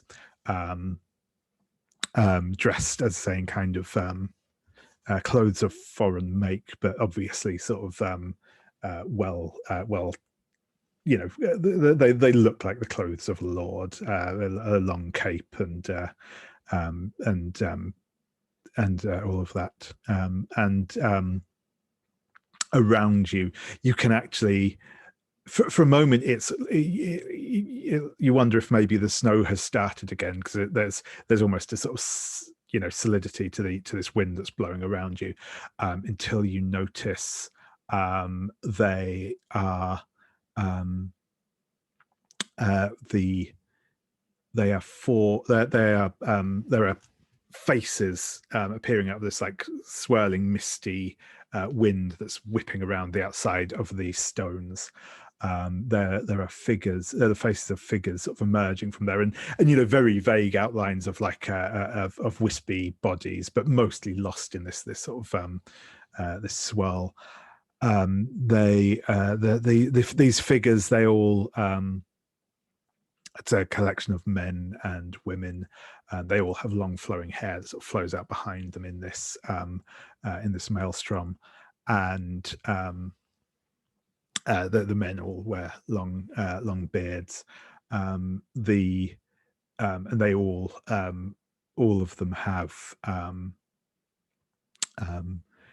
like a garland of flowers or leaves, plant life in general, wrapped around their heads, and they're swirling around. But yeah, the Wolf Lord is going to let out a soft laugh and say, well, we meet again so soon, my dear. You have strength, that is undeniable, but it is so raw, so unfinished, like these stones. But I could take you with me, show you how to use your powers. I could mold you like a great sculpture, a titan to sit astride the world.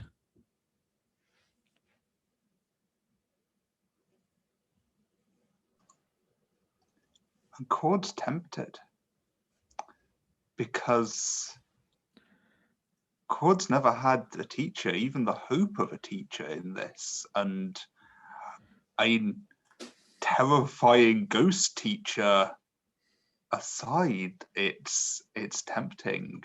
But is there a role I'm can I stand fast against my temptation rather than against my fear? Well,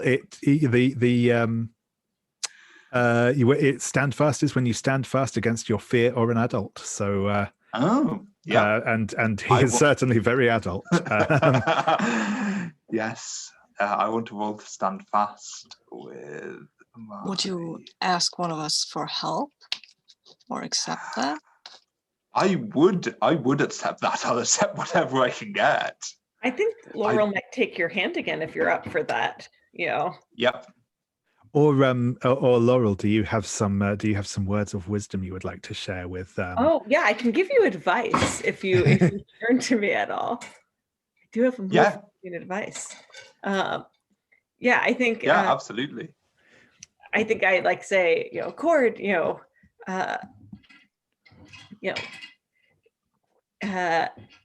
all right. So you're up to hear it, I take it, right? Yeah. So I get to roll plus honesty, and then I'm going to give you my advice, but I have a sense of what it's going to be. Okay, it's an 8 overall. So yeah, so you get to choose.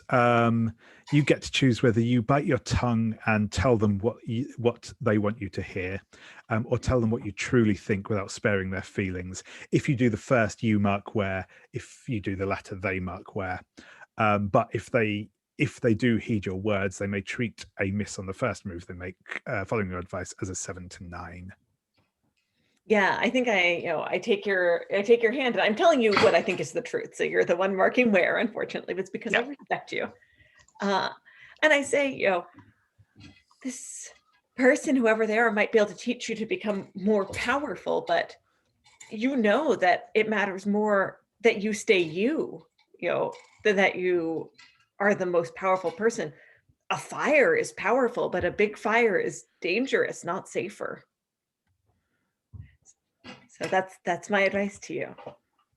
Yeah. And yeah, I listen to that because I really want to listen to it. I really want someone to give me a good reason not to do this. I'm kind of like, I don't like my temptation to go and run off and become this person who isn't me. So like, it hurts that you see that I have that temptation. I think that's why it's wearing. And yeah, I'm going to roll and get a 9. 9, excellent. So on a 9 on stand fast, you barely hold it together. Choose what you lose. Their respect, your footing, your composure, an important item, your train of thought, the advantage, precious time, etc. I never had their respect.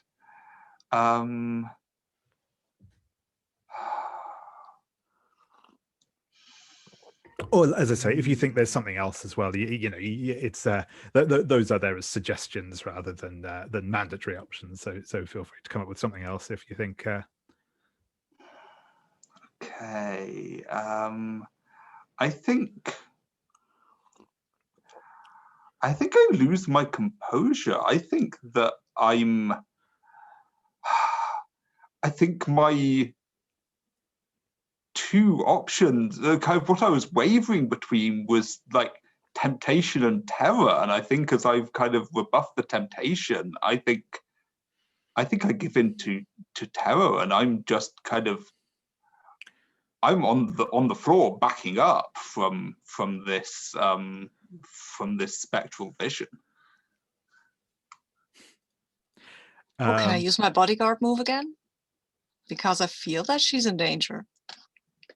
Yeah, absolutely. And I think as she starts backing up, I think the spectral figure will start coming towards you. His hand is outstretched in a sort of, palm up, come to me sort of way. But if you would like to interpose yourself, then you may absolutely roll with courage. Yep. Okay. Oh, it's an 8. Could be worse. Okay, yeah. So on any hit, your body is their shield, and you will suffer the consequences of the danger in their place. So I think as you sorry. Can I tell you what I do then you can hit me with the car, because I'll step in his way. I don't have my spear here, right? Because we were holding hands and stuff like that, but I will step in his way and I say, I got you before. You're not getting past me to her. Not.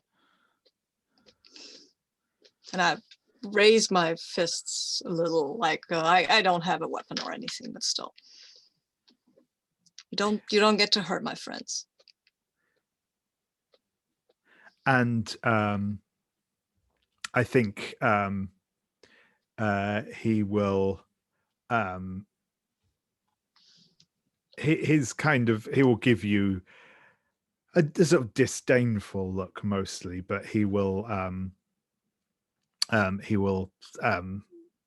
say, "You clearly have courage, if no sense, boy. I could make use of you, though, if you would come. I think you would make a very useful weapon.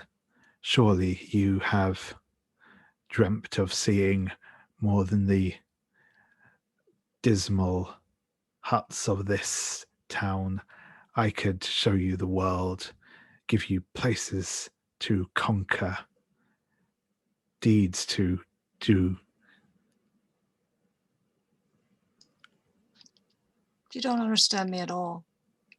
I don't want to conquer. I want to protect. You're like we pretended that Arthur was a dragon, but he was a goat and no dragon. You're not a king. You're just a ghost. Insolent child.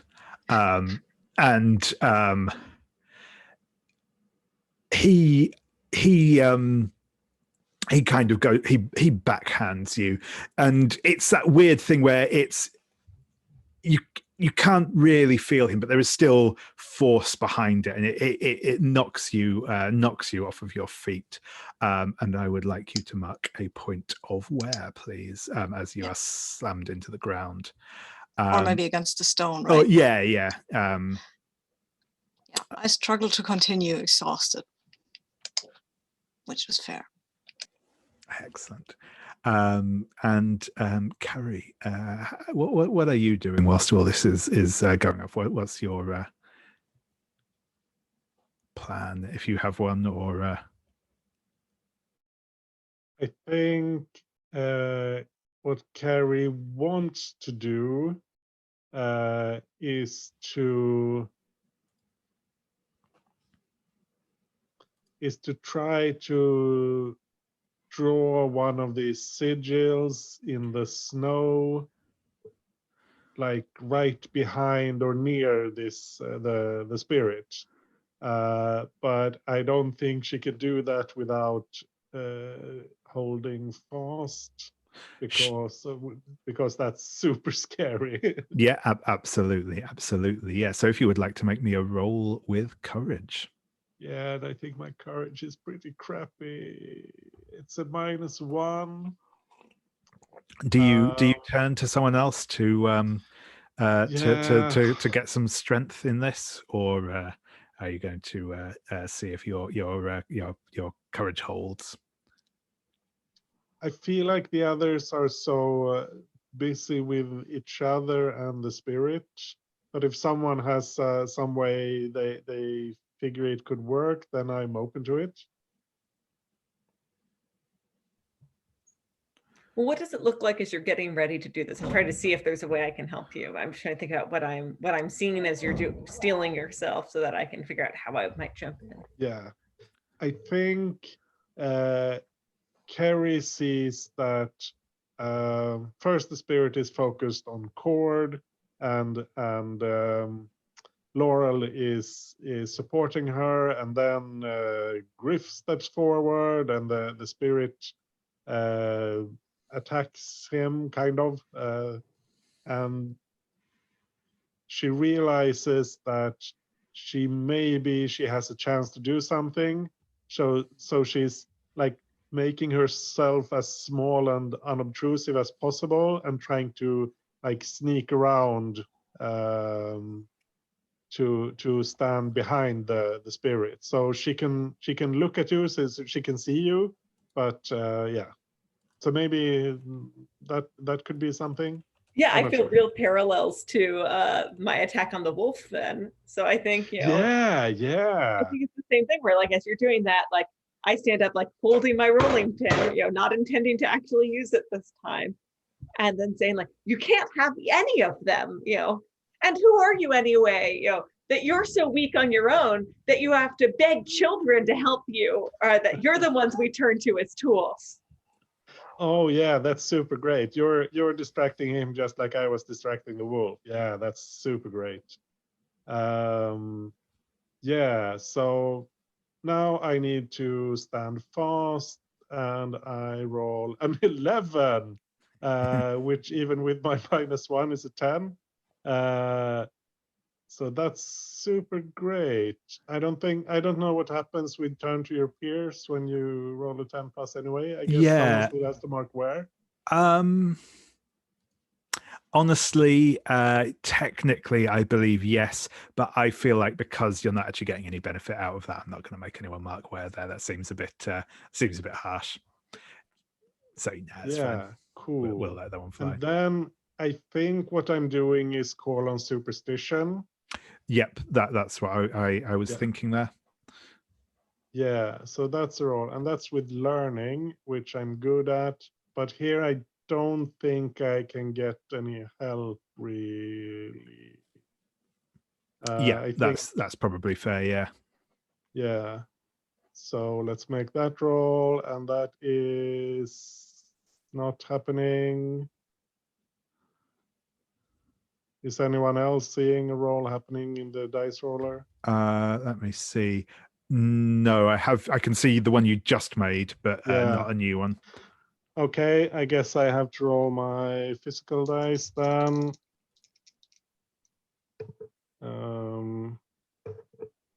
Yeah, let's see. And that is a 5, which gets me to a 7. Yeah, right, because I have a +2. Okay. Okay, so on a 7 to 9, it works as above. Yeah, and what I'm trying to do is drive the spirit. Oh, no, wait. Crap, we're trying to trap the spirit. Yeah, I'm trying to trap the spirit inside the stone circle, I think, which is bad because we're there. But since I've put these markings around the sigils up, that's the thing I can think of doing. One problem at a time. Let's trap him in here with us and then figure out getting out next. Yeah. Yeah, sure thing. So on the 7 to 9 anyway, sorry, you choose one thing that from that list. So the list is: the effect is weak or limited, the effect is unreliable or short-lived, it exacts a price, and you would mark aware for that, or it attracts unwanted attention. You get to choose one of those. Yep. Yeah, it exacts a price, and I think what I have to do is draw the sigil in blood because I don't have anything else to draw with. So I have my my old knife that I think my father gave me that knife. I don't remember what we said about it, but I think that's so. Yeah. So I mark aware. I limp on, weak and failing. Nice. So and the one I'm going to choose is that you attract unwanted attention, I think.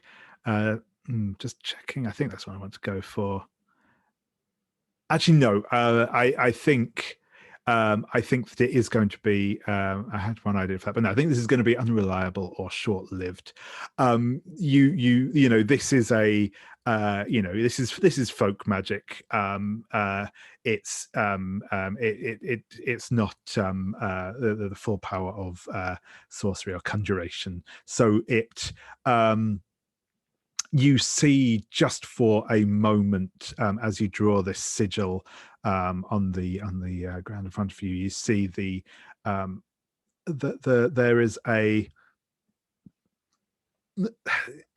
kind of very faint glow from the sigils that you've carved on the stones, and a feeling of pressure around you.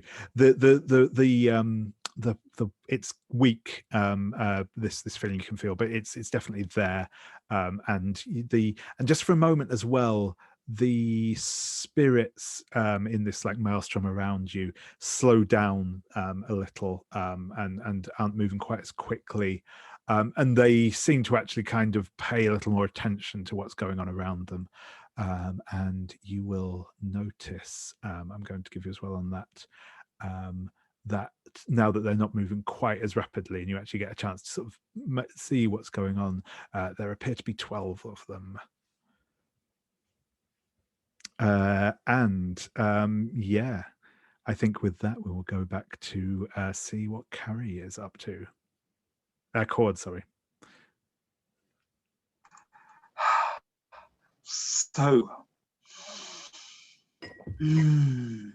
I used that moment to try and pull myself together, and I know that I can see this attempted binding of Cari is kind of flaring and starting to fail, and I know I only have a moment, and so this is when I reach for my key once again, and I think it has to be without the aid of the others in a circle around me. I open the door of stone to bind this spirit.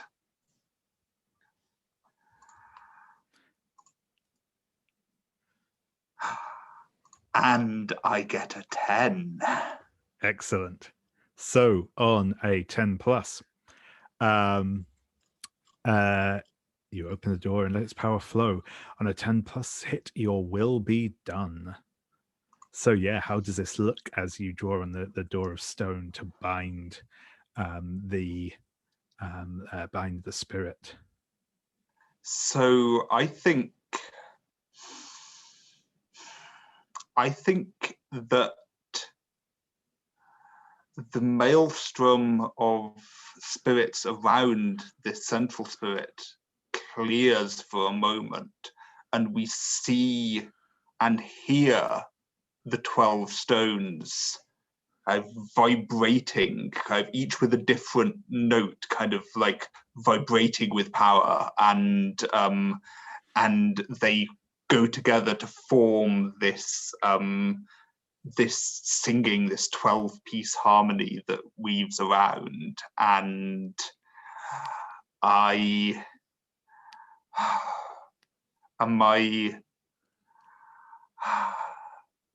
eye is drawn to the necklace that was around this spirit's bones on the ground, and I think that becomes a focus of this power and glows, and I think pulls the spirit down into it, and it's bound within this necklace. I shall leave it to you what happens with the other 12 once the wolf lord is bound. Yeah, and I think you just hear an echoing voice for a moment that does that sort of thing of it sounds like it's coming from just behind each of you, as says, "Curse you, child! I shall be free again, and I shall make you pay for what you have done to me." But yeah, I think there's actually that moment where this necklace is swallowed up by the earth, and the earth thing just sort of reforms over where it has been dragged inside itself. The spirits around you, they slowly stop their spinning, and each one of them takes up a position above one of the stones. These spirits are a lot less defined than the Wolf Lord was. They're much more kind of gauzy and indistinct. They've doing that sort of like classic ghost thing of sort of being, you can't make out the face and a bit, but then sort of, as it goes low down the body, just sort of trails off into mist. And I think that they all just remain floating above their respective stones. They stare down at you all, but they do not speak. They just sort of gaze on you with, kind of inscrutable expressions. Is probably the best way of putting it. Does anyone see these too, or is it just my head that makes me see things now? I'm not sure. No, they're there. Okay. Well, what do you want?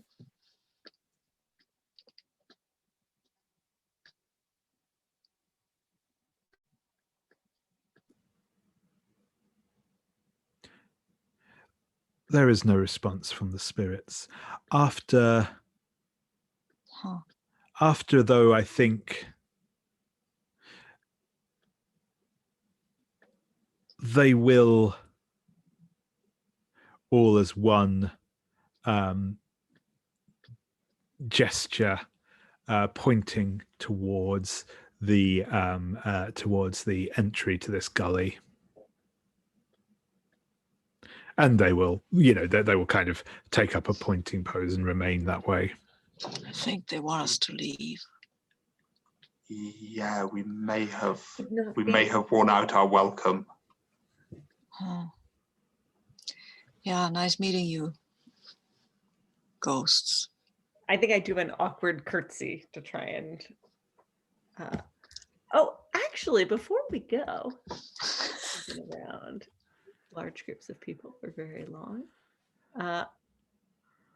I want to ask these ghosts to to help police the bounds between their world and ours.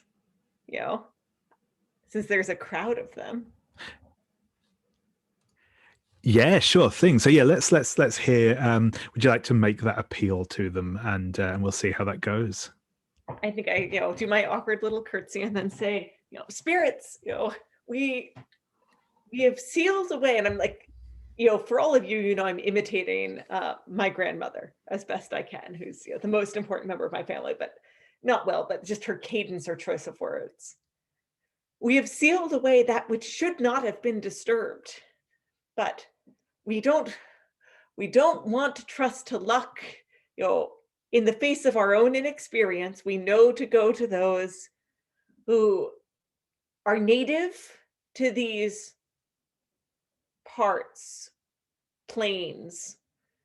We appeal to you to beat the bounds between your world and ours so that we don't stir up trouble unnecessarily, and our two places can live or not live alongside each other as we ought. Yeah, perfect. So, if you would like to roll with honesty.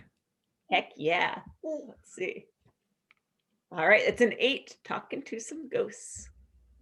Okay, so on a 7 to 9, choose. They will listen to you. They will heed your words. If you would like to choose as well one from the list. I think I'm proposing a course of action to them. Yeah, that sounds fair. And I think there is a moment where that's hold out the amulet to them also as part of this, just because I still have it and maybe it belongs with them now.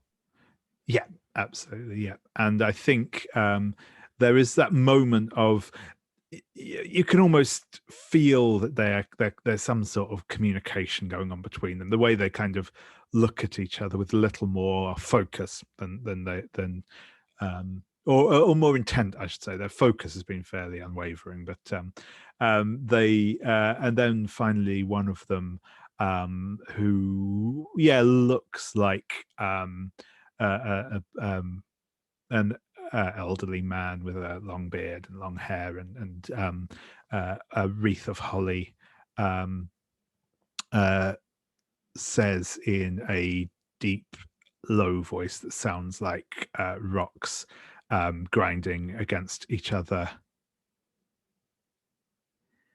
It has been many years since we have been awoken, since we have been addressed. There is clearly evil in the world. We will keep this place safe from it again. And the other spirits will all, as he finishes speaking, he and the other spirits will all bow their heads briefly, and then their forms will dissipate, but the sigils that Cari scraped into the stones all now take on a proper bright sort of bluish green glow.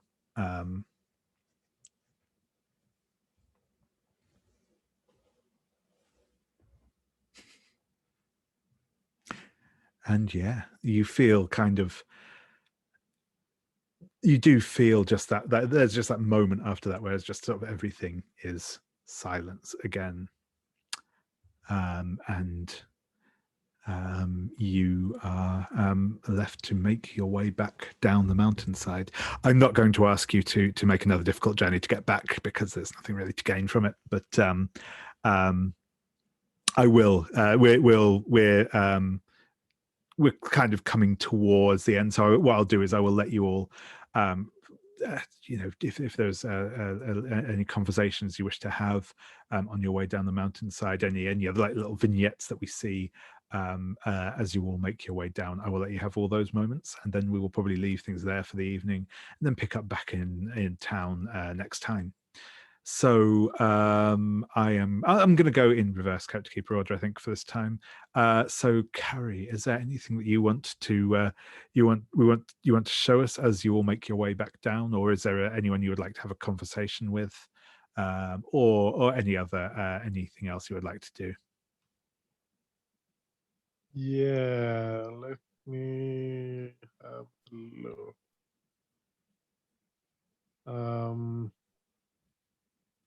I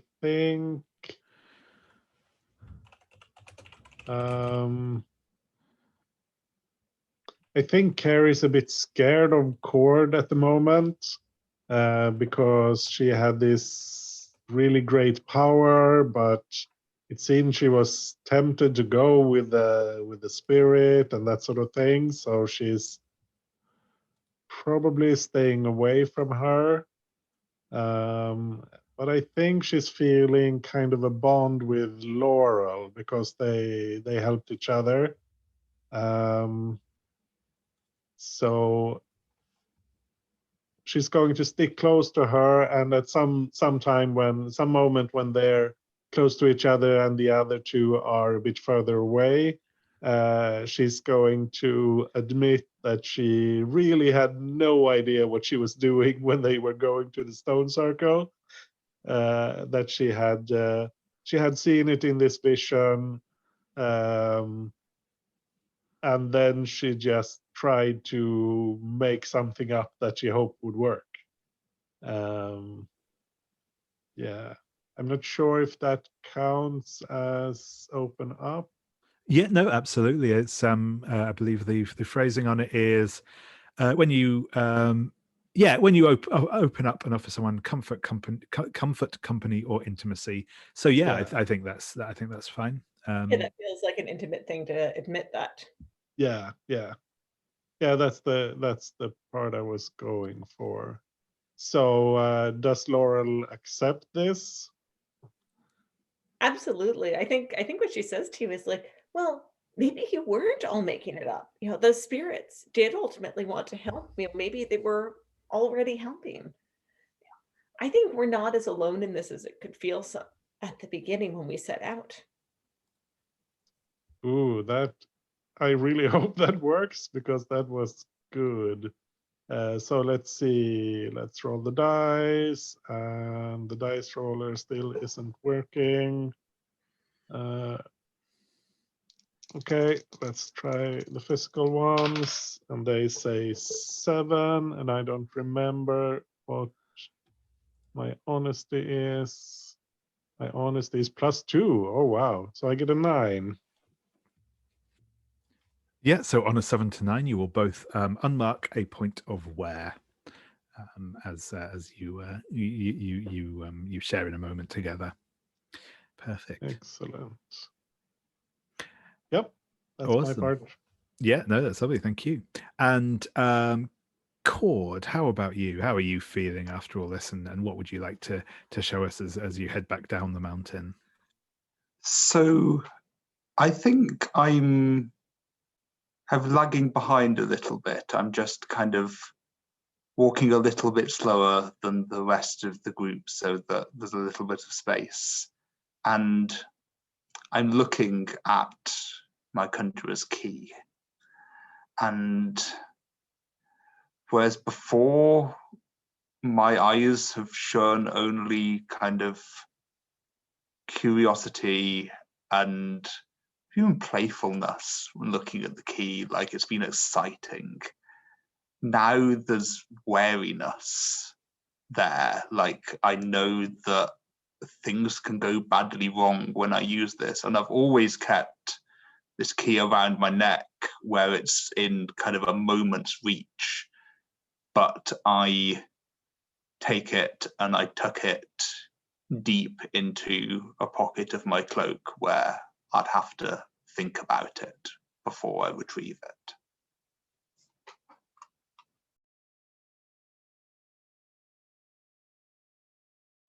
Awesome. Thank you. And Gryf, how about you? Is there something you'd like to show us, or a scene you'd like to have with anyone as you make your way down the mountain?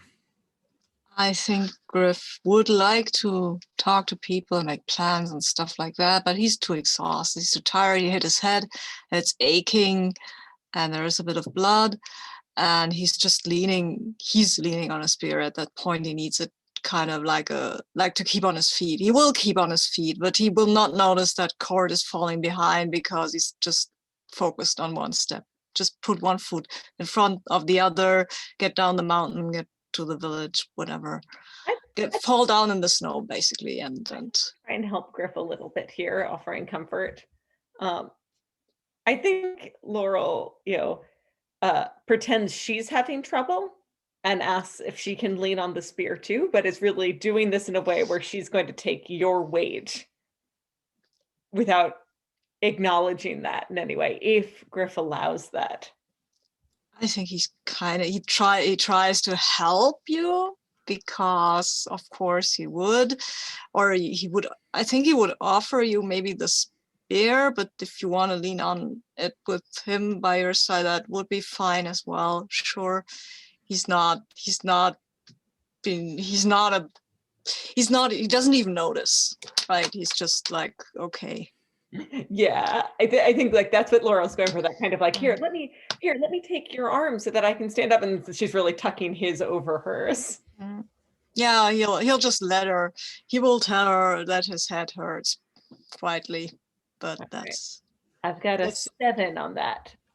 A 7, yeah, perfect. So you will both clear a point of wear. Laurel already has no wear left because she's just a little human dynamo. Perfect. Awesome. And finally, Laurel, was there any last things you would like to do as you make your way back into the village? think mostly, she's focused on her friends and helping them out.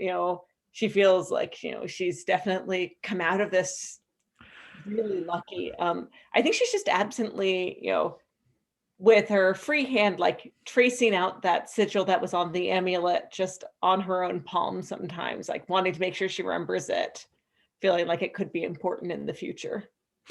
Awesome. Yeah, that sounds good. So thank you very much. And I think that is where we will leave our play for this evening. I am going to stop our recording now.